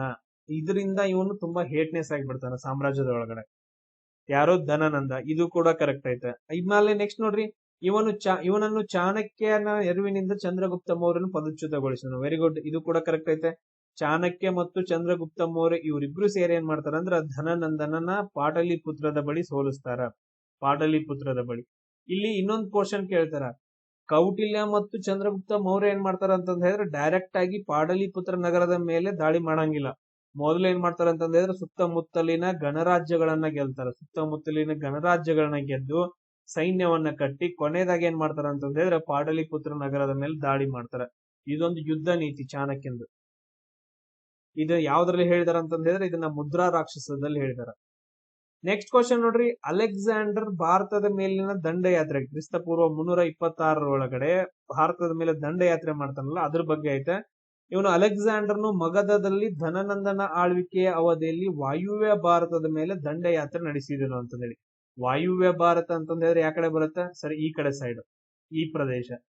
ಎಸ್, ಈ ಪ್ರದೇಶದಲ್ಲೇ ದಾಳಿ ಮಾಡ್ತಾನ. ತಕ್ಷಶಿಲಾ ಅಂತಂದ ಹೇಳ್ತೀವಿ, ಗಾಂಧಾರ ಪ್ರದೇಶದ ತಕ್ಷಶಿಲಾ ಅಲ್ಲಿರುವಂತಹ ಅಂಬಿ ಏನ್ ಮಾಡ್ತಾನ ಅಂತಂದ್ರೆ ಅವನನ್ನ ಕರೆಸ್ತಾನ. ಅಲ್ಲೇ ಇರುವಂತಹ ಸೈಡ್ಗೆ ಇರುವಂತಹ ಇನ್ನೊಂದು ರಾಜ ಯಾರಂತಂದ್ರೆ ಪೋರಸ್ ಅಂತಂದೇಳಿ, ಅವನ ಮೇಲೆ ದಾಳಿ ಮಾಡ್ತಾನ, ಪೋರಸ್ ಮೇಲೆ. ಆಮೇಲೆ ನೆಕ್ಸ್ಟ್, ಅಲೆಕ್ಸಾಂಡರ್ನ ಸೈನಿಕರು ಆಯಾಸದಿಂದ ಮಗಧದ ಬೃಹತ್ ಸೈನ್ಯದ ಭಯದಿಂದ ಬಿಯಾಸ್ ನದಿಯನ್ನ ದಾಟಲು ನಿರಾಕರಿಸಿದ್ರು. ಈಗ ನೋಡ್ರಿ, ಅವ್ರೇನ್ ಮಾಡ್ತಾರ ಅಂತಂದ್ರೆ ಪೋರಸ್ ಜೊತೆಗೆ ಜೀಲಂ ನದಿ ಕಾಳಗವನ್ನ ಮಾಡ್ತಾರ. ಜೀಲಂ ನದಿ ಕಾಳಗ ಆದ ನಂತರ ನೆಕ್ಸ್ಟ್ ಮತ್ತೆ ನದಿಗಳು ಬರ್ತಾವ. ಈ ಜೀಲಂ ನದಿಯನ್ನ ದಾಡ್ತಾರ, ನೆಕ್ಸ್ಟ್ ಇನ್ನೊಂದು ನದಿ ರಾವಿ ನದಿಯನ್ನ ದಾಡ್ತಾರ, ಆಮೇಲೆ ನೆಕ್ಸ್ಟ್ ಬಿಯಾಸ್ ನದಿ ಹತ್ರ ಬರ್ತಾರ. ಈ ಬಿಯಾಸ್ ಹತ್ರ ಬಂದ ನಂತರ ಅಲ್ಲಿರುವಂತ ಮುಂದ್ಗಡೆ ಇರುವಂತ ದೊಡ್ಡ ಸೈನ್ಯವನ್ನ ನೋಡಿ ನಾವು ಕ್ರಾಸ್ ಮಾಡಂಗಿಲ್ಲ ಅಂತ ಹೇಳ್ತಾರ. ಪರ್ಟಿಕ್ಯುಲರ್ ಆಗಿ ನೆನ್ಪಿಟ್ಕೊಳ್ರಿ, ಬಿಯಾಸ್ ನದಿ. ಎರಡು ಕರೆಕ್ಟ್ ಇದಾವ. ಇದಾದ ನಂತರ ನೆಕ್ಸ್ಟ್ ನೋಡ್ರಿ ಏನೈತೆ ಅಂತ ಹೇಳಿದ್ರ, ಅಲೆಕ್ಸಾಂಡರ್ನು ಬಿಂಬಿಸಾರ್ನ ವಿರುದ್ಧ ಪ್ರಸಿದ್ಧ ಹೈಡಾಸ್ಪಸ್ ಯುದ್ಧವನ್ನ ಮಾಡ್ದ. ಬಿಂಬಿಸಾರ್ನ ವಿರುದ್ಧ ಮಾಡ್ಲಿಲ್ಲ, ಅವನು ಪೋರಸ್ ಜೊತೆಗೆ ಮಾಡ್ತಾನ. ಹೈಡಾಸ್ಪಸ್ ಯುದ್ಧ ಅಥವಾ ಜೀಲಂ ಯುದ್ಧ ಯಾರ ನಡುವೆ? ಅಲೆಕ್ಸಾಂಡರ್ ಮತ್ತು ಪೋರಸ್ ನಡುವೆ ನಡೆಯುತ್ತೆ. ಅಂದ್ರೆ ಇಲ್ಲಿ ಓನ್ಲಿ 1 ಮತ್ತು 2 ಮಾತ್ರ ಕರೆಕ್ಟ್ ಆಗ್ತವ. ನೆಕ್ಸ್ಟ್ ನೋಡ್ರಿ, ಮಗಧ ಸಾಮ್ರಾಜ್ಯದೊಳಗಡೆ ಬೌದ್ಧ ಮತ್ತು ಜೈನ ಧರ್ಮಗಳ ಪೋಷಣೆ ಬಗ್ಗೆ ಕೇಳಿದಾರೆ. ಬಿಂಬಿಸಾರನ್ನು ಬೌದ್ಧ ಭಿಕ್ಷುಗಳಿಗೆ ಆಮೇಲೆ ಜೀವಕನಂತಹ ವೈದ್ಯರಿಗೆ ಭೂದಾನಗಳನ್ನ ಮಾಡ್ದ ಅಂತಂದೇಳಿ. ಇದು ಕರೆಕ್ಟ್ ಐತ? ಒಂದ್ ಸ್ವಲ್ಪ ಸ್ಪೀಡ್ ಆಗಿ ಹೇಳ್ತೀನಿ ನೋಡ್ರಿ. ಬಿಂಬಿಸಾರ ಬೌದ್ಧ ಭಿಕ್ಷುಗಳಿಗೆ ಸಪೋರ್ಟ್ ಮಾಡ್ತಾನ. ಆಮೇಲೆ ಜೀವಕ ಅಂತಂದೇಳಿ, ಈ ಜೀವಕ ಯಾರಂತಂದ ಹೇಳಿದ್ರೆ ಬಿಂಬಿಸಾರನ ಪರ್ಸನಲ್ ಡಾಕ್ಟರ್. ಆಮೇಲೆ ಈ ಜೀವಕ ಯಾರಂತಂದ ಹೇಳಿದ್ರೆ ಗೌತಮ ಬುದ್ಧನ ಪರ್ಸನಲ್ ಡಾಕ್ಟರ್. ಗೌತಮ ಬುದ್ಧನನ್ನ ಆರೈಕೆಗೋಸ್ಕರ ಬಿಂಬಿಸಾರ ಏನ್ ಮಾಡ್ತಾನ ಅಂದ್ರೆ ಜೀವಕನನ್ನ ಕಳಿಸ್ತಾನೆ. ಸೊ ಇದನ್ನ ನನ್ನ ಪಾಯಿಂಟ್ ಅನ್ನ ನೆನ್ಪಿಟ್ಕೊಳ್ರಿ. ಆಮೇಲೆ ಅಜಾತ ಶತ್ರು ಮೊದಲು ಆರಂಭದಲ್ಲಿ ಜೈನ ಧರ್ಮವನ್ನ ಪೋಷಣೆ ಮಾಡ್ತಿರ್ತಾನೆ, ಯಾಕಂದ್ರೆ ಮಹಾವೀರನ ಪ್ರಭಾವದಿಂದ, ವರ್ಧಮಾನ ಮಹಾವೀರನ ಪ್ರಭಾವದಿಂದ. ಬಟ್ ಆದ್ರೆ ಅದಾದ ನಂತರ ನೆಕ್ಸ್ಟ್ ಏನಾಗತ್ತೆ ಅಂದ್ರೆ ಗೌತಮ ಬುದ್ಧನ ಪ್ರಭಾವದಿಂದ ಬೌದ್ಧ ಧರ್ಮದಲ್ಲಿ ಒಲವು ತೋರಿ 2ನೇ ಬೌದ್ಧ ಸಮ್ಮೇಳನವನ್ನ ನಡೆಸ್ಕೊಡ್ತಾನೆ. ಅದು ಕೂಡ ಕರೆಕ್ಟ್ ಐತೆ. ಅದಾದ ನಂತರ ನಂದ ಅರಸರು ಜೈನ ಧರ್ಮದತ್ತ ಒಲವು ಹೊಂದಿದ್ದರು ಅಂತಂದೇಳಿ. ನಂದ ಅರಸರು ಜೈನ ಧರ್ಮದತ್ತ ಒಲವನ್ನ ಹೊಂದಿದ್ದರು. ಆಮೇಲೆ ಅವ್ರ ಕಾಲದಲ್ಲಿ ಶಕಟಾಲ ಮತ್ತು ಸ್ಥೂಲಭದ್ರ ಅವರಂತಹ ಜೈನ ಮಂತ್ರಿಗಳಿದ್ರು. ಮೇನ್ ಇಂಪಾರ್ಟೆಂಟ್ ಇದು. ಎಸ್, ಇದು ಕರೆಕ್ಟ್ ಐತೆ. ಇಲ್ಲಿ ಈ ಆಸ್ಥಾನದಲ್ಲಿ ಮಗಧ ಸಾಮ್ರಾಜ್ಯದೊಳಗಡೆ ಶಕಟಾಲ, ಸ್ಥೂಲಭದ್ರು, ಆಮೇಲೆ ಇನ್ನೊಬ್ರು ಯಾರಂತಂದ ಹೇಳಿದ್ರೆ ಭದ್ರಬಾಹು, ಇವರಂತ ಮಂತ್ರಿಗಳು ಕೂಡ ಇದ್ರು. ಈ ಕಡೆ ಅವರು ಜೈನ ಸನ್ಯಾಸಿಗಳು ಕೂಡ ಆಗಿದ್ರು. ಶಕಟಾಲ, ಸ್ಥೂಲಭದ್ರು, ಭದ್ರಬಾಹು ಅಂತಂದೇಳಿ ನೆನ್ಪಿಟ್ಕೊಂಡು. ಇದೇ ಭದ್ರಬಾಹು ಏನ್ ಮಾಡ್ತಾ ಅಂತಂದ ಹೇಳಿದ್ರೆ ನೆಕ್ಸ್ಟ್ ಚಂದ್ರಗುಪ್ತ ಮೌರ್ಯನ ಜೊತೆಗೆ ಶ್ರವಣ ಬೆಳಗೊಳಗ್ ಬರ್ತಾನ ಕರ್ನಾಟಕ. ಅಂದ್ರೆ ಇಲ್ಲಿ 3 ಕರೆಕ್ಟ್, 1, 2, 3 ಅಂತಂದೇಳಿ. ನೆಕ್ಸ್ಟ್ ಕ್ವಶನ್ ನೋಡ್ರಿ, ಕೆಳಗಿನ ಮಗಧದ ಅರಸರನ್ನ ಸರಿಯಾದ ಕ್ರಮದಲ್ಲಿ ಬರಿಬೇಕಂತಂದೇಳಿ. ಇಲ್ಲಿ ನೋಡ್ರಿ, KA ಡಿಪಾರ್ಟ್ಮೆಂಟ್ ಅಲ್ಲಿ ಕೇಳುವಂತ ಒಂದು ಕ್ವಶನ್ ನಾನು ನಿಮ್ಗೆ ಹೇಳ್ತೀನಿ ಇವಾಗ. ಅನುಕ್ರಮದಲ್ಲಿ ಬರಿಬೇಕು ಮಗಧ ಸಾಮ್ರಾಜ್ಯ. ಫಸ್ಟ್ ಒನ್ ಯಾವ್ದು ಬರುತ್ತಂದ್ರೆ ಬೃಹದ್ರಥ ಸಾಮ್ರಾಜ್ಯ ಅಂತ ಹೇಳಿ ಬರುತ್ತೆ. ಇದನ್ನ ನಾನು ಡಿಸ್ಕಷನ್ ಮಾಡಿಲ್ಲ. ನೆಕ್ಸ್ಟ್ ಕ್ಲಾಸ್ ಅಲ್ಲಿ ಮಹಾಜನಪದಗಳಂತ ಬಂದಾಗ ಅಲ್ಲಿ ಡಿಸ್ಕಷನ್ ಮಾಡ್ತೀನಿ. ಆಮೇಲೆ ನೆಕ್ಸ್ಟ್ ಸೆಕೆಂಡ್ ಒನ್ ಏನಂತಂದ ಹೇಳಿದ್ರೆ ಇಂಪಾರ್ಟೆಂಟ್. ಸೆಕೆಂಡ್ ಒನ್ ಯಾವ್ದಂತಂದ ಹೇಳಿದ್ರೆ ಹರ್ಯಂಕ ಡೈನಸ್ಟಿ ಅಂತ ಬರುತ್ತೆ. Second one Haryanka dynasty. ಆಮೇಲೆ ಥರ್ಡ್ ಒನ್ ಯಾವ್ದು ಬರುತ್ತೆ? ಹರ್ಯಂಕ ಆದ ನಂತರ ಶಿಶುನಾಗ. ಆಮೇಲೆ ಫೋರ್ತ್ ಒನ್ ನಂದ ಸಾಮ್ರಾಜ್ಯ ಬರುತ್ತೆ. ಫಿಫ್ತ್ ಒನ್ ಯಾರಂತಂದ ಹೇಳಿದ್ರೆ ಮೌರ್ಯ ಸಾಮ್ರಾಜ್ಯ. ಇಲ್ಲಿವರೆಗೂ ಮಗಧ ಸಾಮ್ರಾಜ್ಯ ಆಯ್ತು. ನೆಕ್ಸ್ಟ್ ಮೌರ್ಯ ಸಾಮ್ರಾಜ್ಯ. ಅದಾದ ನಂತರ ನೆಕ್ಸ್ಟ್ ಯಾವ್ದು ಬರುತ್ತಂದ್ರ ಶುಂಗ ಸಾಮ್ರಾಜ್ಯ ಬರುತ್ತೆ. ಯಾವ್ರಂತಂದ ಹೇಳಿದ್ರೆ ಶುಂಗ ಸಾಮ್ರಾಜ್ಯ. ಆಮೇಲೆ ಲಾಸ್ಟ್ ಗೆ ಯಾವ್ದು ಬರುತ್ತೆ ಅಂತಂದ ಹೇಳಿದ್ರೆ ಕನ್ವ ಸಾಮ್ರಾಜ್ಯ ಅಂತಂದ ಹೇಳಿ. ಇದನ್ನ ಕ್ರೋನಾಲಜಿಕಲ್ ಆರ್ಡರ್ ಅನ್ನ ನೀವು ಪ್ರಾಪರ್ ಆಗಿ ಬರಿಬೇಕು. ಇದನ್ನ ಬಿಟ್ರು ಅಂತಂದ ಹೇಳಿದ್ರೆ ನೆಕ್ಸ್ಟ್ ನಿಮ್ಗೆ ಏನ್ ಕ್ವಶನ್ ಕೇಳ್ತಾರ ಅಂತಂದ ಹೇಳಿದ್ರೆ ನೆಕ್ಸ್ಟ್ ಕ್ವಶನ್ ಕೇಳೋದೇನು ಬ್ಯಾರೆ ತರ ಕೇಳ್ತಾರ. ಅವ್ ತಲೆ ಕೆಡಿಸ್ತಾರ. ಈಗ ನೆಕ್ಸ್ಟ್ ನೋಡ್ರಿ, ಈ ತರ ರಾಜರನ್ನ ಕೊಡ್ತಾನ. ಈ ಪ್ರತಿಯೊಂದು ರಾಜರಲ್ಲಿ ಒಬ್ಬೊಬ್ರು ತುಂಬಾ ಫೇಮಸ್ ಇದಾರೆ. ಅವ್ರ ಹೆಸರುಗಳನ್ನ ನೀವು ನೆನ್ಪಿಟ್ಕೋಬೇಕು. ಈಗ ನೋಡ್ರಿ, ಇವುಗಳಂತ ಬಂದ, ಈಗ ಜಸ್ಟ್ ಇವ್ರನ್ನಷ್ಟ ತಗೊಳ್ರಿ. ಇವ್ರು ಬಂದಾಗ ಅತಿ ಫಸ್ಟ್ ಯಾರು ಬರ್ತಾರ ಅಂತಂದ ಹೇಳಿದ್ರೆ ಸರ್ ನಮ್ಗೆ ಗೊತ್ತೈತ್ರಿ ಬಿಂಬಿಸಾರ ಬರ್ತಾನ. ಫಸ್ಟ್ ಯಾರು ಬರ್ತಾನ ಅಂತಂದ ಹೇಳಿದ್ರೆ ಥರ್ಡ್ ಒನ್ ಬಿಂಬಿಸಾರ ಬರ್ತಾನ್ರಿ. ಎಸ್, ಅದಾದ ನಂತರ ನೆಕ್ಸ್ಟ್ ಯಾರು ಬರ್ತಾರ ಅಂತಂದ ಹೇಳಿದ್ರೆ ಬಿಂಬಿಸಾರ ನಮಗ ಅಜಾತ ಶತ್ರು ಬರ್ತಾನ್ರಿ. ನೆಕ್ಸ್ಟ್ ಯಾರು ಬರ್ತಾರಂದ್ರ ಅಜಾತ ಶತ್ರು ಬರ್ತಾನ್ರಿ. ಆಮೇಲೆ ನೆಕ್ಸ್ಟ್ ಯಾರು? ಅಜಾತ ಶತ್ರು ಆದ ನಂತರ ನೆಕ್ಸ್ಟ್ ಬರುವಂತಹ ವ್ಯಕ್ತಿ ಯಾರು ಸರ್? ಶಿಶುನಾಗ ಬರ್ತಾನ್ರಿ. ಯಾರಂತಂದ ಹೇಳಿದ್ರೆ ಶಿಶುನಾಗ ಆದ ನಂತರ ಅವನ ಮಗ ಕಾಲಾಶೋಕ ಬರ್ತಾನ್ರಿ. ಸಾರಿ, 5ನೇದು ಇದು ಕಾಲಾಶೋಕ.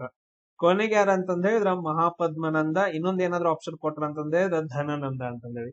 ಇಷ್ಟನ್ನ ನೆನ್ಪಿಟ್ಕೊಡ್ರಿ. ಆಮೇಲೆ ಇನ್ನೊಂದ್ ಕೊಡ್ತಾರ, ಸರ್ ಇವ್ರಿಗಿಂತ ಮುಂಚೆ ಒಬ್ಬನ್ ಬರ್ತಾನ ಜರಾಸಂಧ ಅಂತಂದೇಳಿ. ಜರಾಸಂಧ ಇವನು ರಾಕ್ಷಸ ಕುಲಕ್ಕೆ ಸೇರಿದವ ಅಂತಂದ ಹೇಳ್ತಾರ. ಇವನು ಮಹಾಭಾರತದಲ್ಲೆಲ್ಲ ಬರುವಂತ ಕ್ಯಾರೆಕ್ಟರ್ ಇದು ಜರಾಸಂಧ ಅಂತಂದೇಳಿ.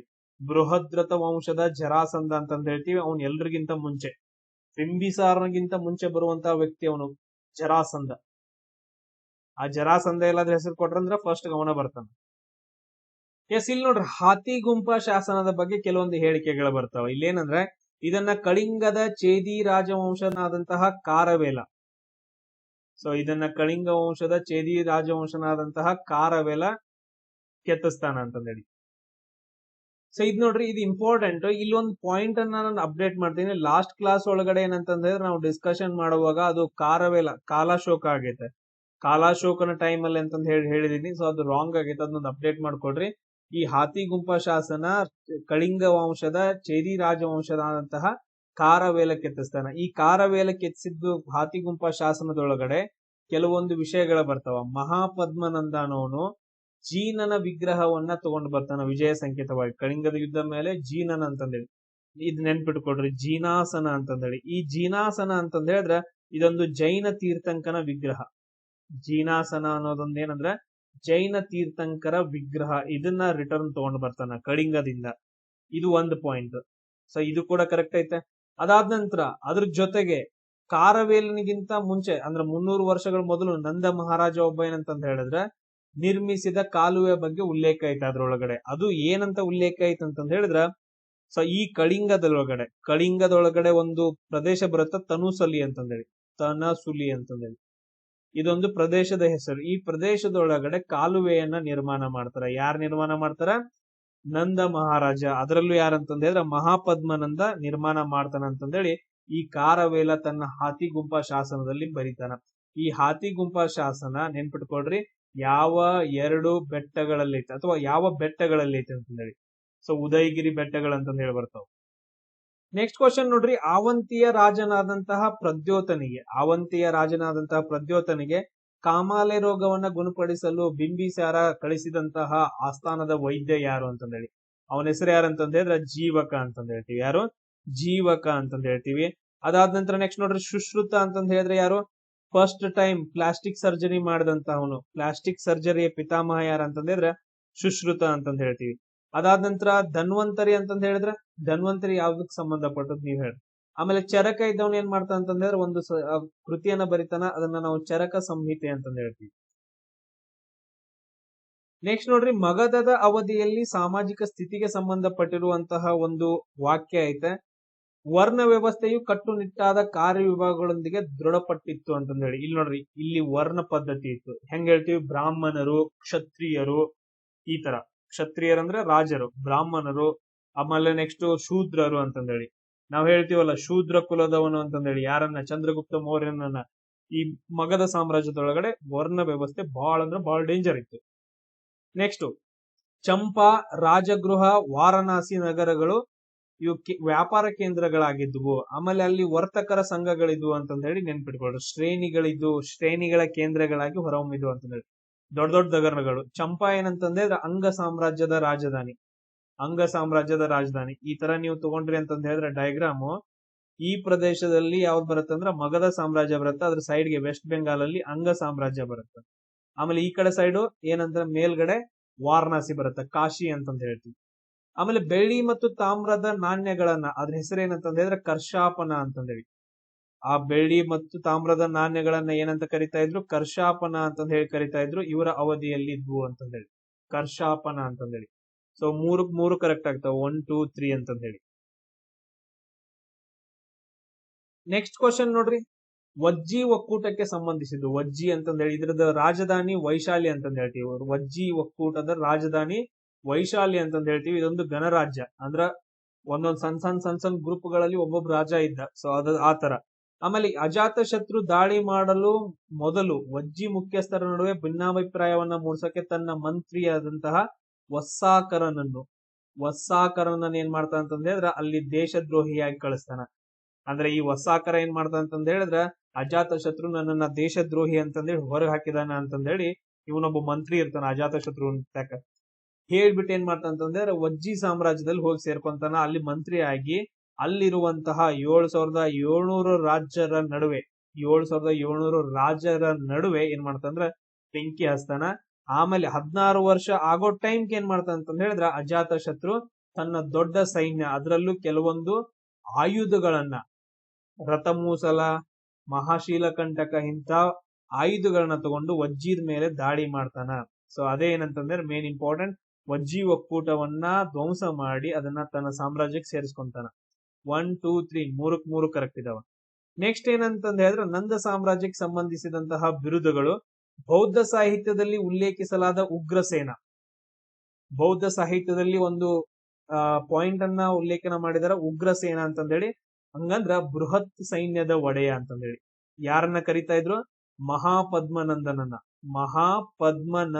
ಕರಿತಾ ಇದ್ರು ಉಗ್ರಸೇನ ಅಂತಂದೇಳಿ. ನೆಕ್ಸ್ಟ್ ಪುರಾಣಗಳಲ್ಲಿ ಉಲ್ಲೇಖಿಸಲಾದಂತಹ ಸರ್ವಕ್ಷತಾಂತ್ರಕ ಅಂತಂದೇಳಿ. ಪುರಾಣಗಳಲ್ಲಿ ಏನು ಉಲ್ಲೇಖಿಸಿದಾರೆ ಅಂತಂದ ಹೇಳಿದ್ರೆ ಸರ್ವಕ್ಷತಾಂತ್ರಕ ಅಂತಂದೇಳಿ ಉಲ್ಲೇಖಿಸಿದಾರೆ. ಅಂದ್ರೆ ಎಲ್ಲಾ ಕ್ಷತ್ರಿಯರ ವಿನಾಶಕ. ಅವನು ಕೂಡ ಯಾರಂದ್ರ ಮಹಾಪದ್ಮನಂದ ಅಂತಂದ ಹೇಳ್ತೀವಿ. ನೆಕ್ಸ್ಟ್ ಪಾಲಿಯ ಬೌದ್ಧ ಗ್ರಂಥಗಳಲ್ಲಿ ಬಳಸಲಾದ ಅಗ್ರಾಮ್ಸ್. ಸೊ ಇಲ್ಲೇನಂತಂದ ಹೇಳಿದ್ರೆ ಅಗ್ರಾಮ್ಸ್ ಅಂತಂದ ಹೇಳಿ ಬಳಸಿದಾರ. ಇದನ್ನ ಧನನಂದನಿಗೆ ಯೂಸ್ ಮಾಡ್ತಾರೆ. ಯಾರಿಗೆ ಯೂಸ್ ಮಾಡ್ತಾರ?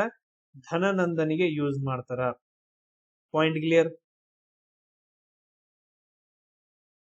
ಬಟ್ ಅದ್ರ ನೋಡ್ರಿ ಎಷ್ಟು ಟ್ರಿಕಿ ಐತ್ ನೋಡ್ರಿ ಈ question. Sir first one second one ಎಲ್ಲ ಕರೆಕ್ಟ್ ರೀ. ಈಗ ನಾವು ಧನನಂದನನ್ನ ಏನಂತ ಕರಿತಾ ಇದ್ವಿ ಸರ್? ಅಗ್ರಾಮ್ಸ್ ಅಂತಂದ ಹೇಳಿ ಕರಿತಾ ಇದ್ರು. ಬಟ್ ಅದರ ಪಾಳಿ ಭಾಷೆಯ ಬೌದ್ಧ ಗ್ರಂಥಗಳಲ್ಲಿ ಅಂತ ಕೊಟ್ಟಿದ್ದಾರೆ. ಪಾಳಿ ಭಾಷೆಯ ಬೌದ್ಧ ಗ್ರಂಥಗಳಲ್ಲಿ ಅಗ್ರಾಮ್ಸ್ ಅಂತ ಯೂಸ್ ಮಾಡಿಲ್ಲ. ಗ್ರೀಕ್ ಬರಹಗಾರರು ಯೂಸ್ ಮಾಡಿದಾರ. ಗ್ರೀಕ್ ಬರಹಗಾರರು ಅಗ್ರಾಮ್ಸ್ ಅಂತಂದ ಹೇಳಿ ಯಾರನ್ನ ಕರೆದಾರ ಅಂದ್ರೆ ಧನನಂದನನ್ನ ಕರೆದಾರ. ಅದಕ್ಕೋಸ್ಕರ ಥರ್ಡ್ ಒನ್ ಕರೆಕ್ಟ್. ನೋಡ್ರಿ ಆನ್ಸರ್ ಆಲ್ಮೋಸ್ಟ್ ಕರೆಕ್ಟ್ ಇದ್ದಂಗೈತೆ ಬಟ್ ರಾಂಗ್ ಐತೆ. ಈ ತರ ಕ್ವಶನ್ಸ್ ಗಳ ಕೇಳ್ತಾರೆ. ಓನ್ಲಿ 1 ಮತ್ತು 2 ಮಾತ್ರ ಕರೆಕ್ಟ್. ನೆಕ್ಸ್ಟ್ ಮಗಧದ ಭೌಗೋಳಿಕ ಅನುಕೂಲಗಳ ಮೇಲೆ ಉಲ್ಲೇಖವಾದ ಹೇಳಿಕೆಗಳನ್ನ ನೋಡ್ಕೋಬೇಕು. ರಾಜಗೃಹವನ್ನ ನಾವು ಜಲದುರ್ಗ ಅಂತ ಕರಿತಾ ಇದ್ರು. ರಾಂಗ್. ರಾಜಗೃಹವನ್ನ ನಾವು ಏನಂತ ಕರಿತಾ ಇದ್ವಿ? ಗಿರಿದುರ್ಗ ಅಂತಂದ ಹೇಳಿ ಕರಿತಾ ಇದ್ವಿ. ಆಮೇಲೆ ಇದು ರಾಂಗ್ ಆಗತ್ತೆ. ನೆಕ್ಸ್ಟ್ ಪಾಟಲಿಪುತ್ರ ನಗರವನ್ನ ನಾವ್ ಏನಂತ ಕರಿತೀವಿ ಅಂತಂದ್ರೆ ಜಲದುರ್ಗ ಅಂತಂದ ಹೇಳಿ ಕರಿತೀವಿ. ಉಲ್ಟಾ. ನೆಕ್ಸ್ಟ್ ಸುತ್ತಮುತ್ತಲಿನ ಅರಣ್ಯಗಳು ಕಟ್ಟಡಗಳಿಗೆ ಮರುಮಟ್ಟಗಳನ್ನ ಮತ್ತು ಸೈನ್ಯಕ್ಕೆ ಆನೆಗಳನ್ನ ಒದಗಿಸ್ತಿದ್ವು ಅಂತ ಹೇಳಿ. Yes correct. ಯಾಕಂದ್ರೆ ಉತ್ತರ ಪ್ರದೇಶ ಮತ್ತು ಬಿಹಾರದ ರಾಜ್ಯ ಏನಿತ್ತಲ್ಲ ಆ ರಾಜ್ಯಗಳಲ್ಲಿ ಆ ಪ್ರದೇಶಗಳಲ್ಲಿ ದಟ್ಟವಾದ ಅರಣ್ಯ ಇರೋದ್ರಿಂದ ಅಲ್ಲಿ ಆನೆಗಳ ಸಂಖ್ಯೆ ಜಾಸ್ತಿ ಇತ್ತು. ಕರೆಕ್ಟ್ ಐತೆ. ನೆಕ್ಸ್ಟ್ ಮಧ್ಯ ಗಂಗಾ ಬಯಲಿನ ಮಣ್ಣು ಉತ್ತಮ ಮಳೆಯನ್ನ ಪಡೆದು ಹೇರಳವಾದ ಭತ್ತದ ಹೆಚ್ಚುವರಿ ಉತ್ಪಾದನೆ ನಡೀತಾ ಇತ್ತು. Okay done. ಅದು ಕೂಡ ಕರೆಕ್ಟ್ ಐತೆ. ಎಸ್. ಇಲ್ಲಿ 2 ಮತ್ತು 3 ಮಾತ್ರ ಕರೆಕ್ಟ್. ಮೇಲಿಂದ ಏನಂದ್ರೆ ರಾಂಗ್, ಅದು ಉಲ್ಟಾ ಕೊಟ್ಟಿದ್ದಾರೆ. ನೆಕ್ಸ್ಟ್ ಕ್ವಶನ್ ನೋಡ್ರಿ. ಹರ್ಯಂಕ ಡ್ಯಾನಸ್ಟಿಯಿಂದ ಹಿಡಿದು ಶಿಶುನಾಗ ರಾಜವಂಶಕ್ಕೆ ಬದಲಾದ ಪರಿವರ್ತನೆಗಳ ಬಗ್ಗೆ ಕೊಟ್ಟಿದ್ದಾರೆ. ಇಲ್ಲಿ ನೋಡ್ರಿ, ಹರ್ಯಂಕದ ಕೊನೆಯ ಅರಸನಾದ ನಾಗದಾಸಕನು ಅಯೋಗ್ಯನಾಗಿದ್ದ. ನೆಕ್ಸ್ಟ್ ಪಿತೃಹತ್ಯೆಯ ಕಾರಣದಿಂದ ಜನರಿಂದ ದ್ವೇಷಿಸಲ್ಪಟ್ಟಿದ್ದನು. ನೋಡ್ರಿ, ಇವನು ಕೂಡ ತನ್ನ ತಂದೆಯನ್ನ ಕೊಂದ್ಬಿಟ್ಟು ಏನ್ ಮಾಡ್ತಾನಂತಂದ ಹೇಳಿದ್ರ ರಾಜ ಆಗಿರ್ತಾನೆ. ಎಲ್ರು ಪಿತೃಹಂತಕರ ಇವರು ಹರ್ಯಂಕ ಡೈನೆಸ್ಟಿ ಒಳಗಡೆ, ಬಿಂಬಿಸಾರ್ನ ಬಂದ್ಬಿಟ್ರೆ. ನೆಕ್ಸ್ಟ್ ಇನ್ನೊಂದ್ ಏನಂತಂದ ಹೇಳಿದ್ರೆ ಜನರು ದಂಗೆ ಎದ್ದು ಅಮಾತ್ಯನಾದಂತಹ ಶಿಶುನಾಗನನ್ನ ಅರಸನನ್ನಾಗಿ ಮಾಡ್ತಾರೆ. ಕರೆಕ್ಟ್ ಐತೆ. ಈ ಘಟನೆಯು ಪ್ರಾಚೀನ ಭಾರತೀಯ ಇತಿಹಾಸದೊಳಗಡೆ ಅನರ್ಹ ಆಡಳಿತಗಾರರ ವಿರುದ್ಧ ಪ್ರಜೆಗಳ ಸಮ್ಮತಿ ಆಮೇಲೆ ದಂಗೆಯ ಆರಂಭಿಕ ಉದಾಹರಣೆಯಲ್ಲಿ ಒಂದಾಗೈತಿ. ಇದು ಕರೆಕ್ಟ್ ಐತೆ. ಯಾಕಂತಂದ ಹೇಳಿದ್ರೆ ಜನರು ಎಲ್ಲರೂ ಸೇರಿ ಮಾಡ್ತಾರ, ದಂಗೆ ಹೇಳ್ತಾರ. ಆಮೇಲೆ ಪ್ರಜೆಗಳ ಸಮ್ಮತಿ ಮೇರೆಗೆ ಶಿಶುನಾಗ ಇದ್ದವನ್ ಏನ್ ಮಾಡ್ತಾನ ಅಂದ್ರೆ ಮಗಧದ ರಾಜನಾಗ್ತಾನ. ಹೊಸ ಸಾಮ್ರಾಜ್ಯ ಸ್ಟಾರ್ಟ್ ಆಗತ್ತ. 1, 2, 3 ಮೂರು ಕರೆಕ್ಟ್ ಆಗ್ತಾವ. ನೆಕ್ಸ್ಟ್ ಕ್ವಶನ್ ನೋಡ್ರಿ. ನಂದರ ಅವಧಿಯಲ್ಲಿ ನಂದರು ಸಾಮ್ರಾಜ್ಯದಾದ್ಯಂತ ಏಕರೂಪದ ತೂಕಗಳನ್ನ ಮತ್ತು ಅಳತೆಗಳನ್ನ ಜಾರಿಗೆ ತಂದಿದ್ರು. ನೋಡ್ರಿ, ತುಂಬಾ ಇಂಪಾರ್ಟೆಂಟ್. ಆರ್ಥಿಕ ವ್ಯವಸ್ಥೆಯಲ್ಲಿ ಏಕರೂಪದ ಮತ್ತು ತೂಕ ಮತ್ತು ಅಳತೆಗಳನ್ನ ತಗೊಂಡು ಬಂದಿದ್ರು ಅಂತಂದ ಹೇಳಿ. ಸೊ ಈ ತರ ಏಕರೂಪ ಅಳತೆಗಳನ್ನ ಹೊಂದಿರೋದ್ರಿಂದ ಅದನ್ನ ಏನಂತ ಕರಿತಾ ಇದ್ರು ಅಂದ್ರ ನಂದ ಪ್ರಕ್ರಮಿ ಅಂತಂದೇಳಿ. ಪ್ರಕ್ರಮಣಿ. ನೆಕ್ಸ್ಟ್ ನೆನ್ಪಿಟ್ಕೊಡ್ರಿ, ನಂದ ಪ್ರಕ್ರಮಣಿ ಅಂತಂದೇಳಿ ಕರಿತಾ ಇದ್ರು. ನೆಕ್ಸ್ಟ್ ಅವರು ಚರ್ಮ ಮತ್ತು ಮರವಟ್ಟು ಆಮೇಲೆ ಸಣ್ಣ ಅರಣ್ಯದ ಉತ್ಪನ್ನಗಳನ್ನ ಅದ್ರ ಮೇಲೂ ಕೂಡ ತೆರಿಗೆಯನ್ನ ಹೇರ್ತಾ ಇದ್ರು. ಕರೆಕ್ಟ್ ಐತೆ. ಎಲ್ಲದ್ರ ಮೇಲೆ ತೆರಿಗೆಯನ್ನು ಹೇರ್ತಾ ಇದ್ರು. ಟ್ಯಾಕ್ಸ್ ಸಿಸ್ಟಮ್ ಬಹಳ ಡೇಂಜರಸ್ ಇತ್ತು ನಂದರ ಸಾಮ್ರಾಜ್ಯದಲ್ಲಿ. ನೆಕ್ಸ್ಟ್ ಅಚ್ಚುಗಳನ್ನ ಒತ್ತಿದ ಪಂಚ್ ಮಾರ್ಕ್ಡ್ ಮಾಡಿರುವಂತ ಕಾಯಿನ್ಸ್ ಗಳನ್ನ ಬಳಸ್ತಾ ಇದ್ರು. ಆಮೇಲೆ ದೂರದ ವ್ಯಾಪಾರವನ್ನ ಸುಗಮಗೊಳಿಸ್ತಾ ಇದ್ರು ಅಂತಂದೇಳಿ. ಇದರಲ್ಲಿ 3 ಕರೆಕ್ಟ್ ಇದಾವ. ಆಮೇಲೆ ಲಾಸ್ಟ್ ಕ್ವಶನ್ ನೋಡ್ರಿ. ಫಸ್ಟ್ ಒನ್ ಮೊದಲನೇ ಬೌದ್ಧ ಮಹಾಸಭೆಯು ರಾಜಗೃಹದ ಸಪ್ತಪರ್ಣಿ ಗೃಹದಲ್ಲಿ ನಡೆಯುತ್ತಾ ಇದನ್ನ ಅಜಾತ ಶತ್ರು ನಡೆಸಿಕೊಡ್ತಾನ. ಕರೆಕ್ಟ್ ಐತೆ. ನೆಕ್ಸ್ಟ್ ಎರಡನೇ ಬೌದ್ಧ ಮಹಾಸಭೆ ವೈಶಾಲಿ ಒಳಗಡೆ ಕಾಲಾಶೋಕ ನಡೆಸಿಕೊಡ್ತಾನ. ನೆಕ್ಸ್ಟ್ ಮೂರನೇ ಬೌದ್ಧ ಮಹಾಸಭೆ ಪಾಟಲಿಪುತ್ರದಲ್ಲಿ ಮಹಾಪದ್ಮನಂದ ನಡೆಸಿಕೊಡಂಗಿಲ್ಲ, ಅದನ್ನ ಅಶೋಕ ನಡೆಸಿಕೊಡ್ತಾನೆ. ಯಾರು? ಅಶೋಕ ನಡೆಸಿಕೊಡ್ತಾನೆ. ಇದು ರಾಂಗ್ ಆಗತ್ತ. ಸೊ 1 ಮತ್ತು 2 ಕರೆಕ್ಟ್ ಆಗ್ತಾವ. ಇದೇನಂದ್ರೆ ತುಂಬಾ ಇಂಪಾರ್ಟೆಂಟ್ ಆಗಿರುವಂತಹ ಕೆಲವೊಂದು ಮಗಧ ಸಾಮ್ರಾಜ್ಯದ ಮೇಲಿನ ಸೆಂಟೆನ್ಸ್ ಬೇಸ್ಡ್ ಕ್ವಶನ್ಸ್ ಗಳು. ಆಲ್ಮೋಸ್ಟ್ ಹೋಲ್ ಏನಂತ ಹೇಳಿದ್ರೆ ಹಿಸ್ಟ್ರಿ ಕ್ರಿಯೇಟ್ ಆಗುತ್ತಾ ಇದ್ರೊಳಗಡೆ. ಈ ಒಂದ್ ಸಾರಿ ಏನಾದ್ರು ನೋಟ್ಸ್ ಗಳನ್ನ ಮಾಡ್ಕೊಳ್ರಿ. ನೆಕ್ಸ್ಟ್ ಏನ್ ಮಾಡೋಣ ಅಂತ ಹೇಳಿದ್ರೆ ಮೌರ್ಯ ಸಾಮ್ರಾಜ್ಯದ ಮೇಲೆ ಅಶೋಕ, ಬಿಂದುಸಾರ, ಆಮೇಲೆ ಚಂದ್ರಗುಪ್ತ ಮೌರ್ಯ, ಅಲ್ಲಿ ಏನೇನಾಯ್ತು, ಏನೇನಿಲ್ಲ, ಯುದ್ಧಗಳೇನಾದ್ವು, ಇನ್ಸ್ಕ್ರಿಪ್ಷನ್ಸ್ ಏನು, ಜೈನ ಸಮ್ಮೇಳನಗಳು ಯಾವುವು, ಬೌದ್ಧ ಸಮ್ಮೇಳನಗಳು ಯಾವುವು, ಅವುಗಳನ್ನೆಲ್ಲ ಡಿಸ್ಕಷನ್ ಮಾಡೋಣ.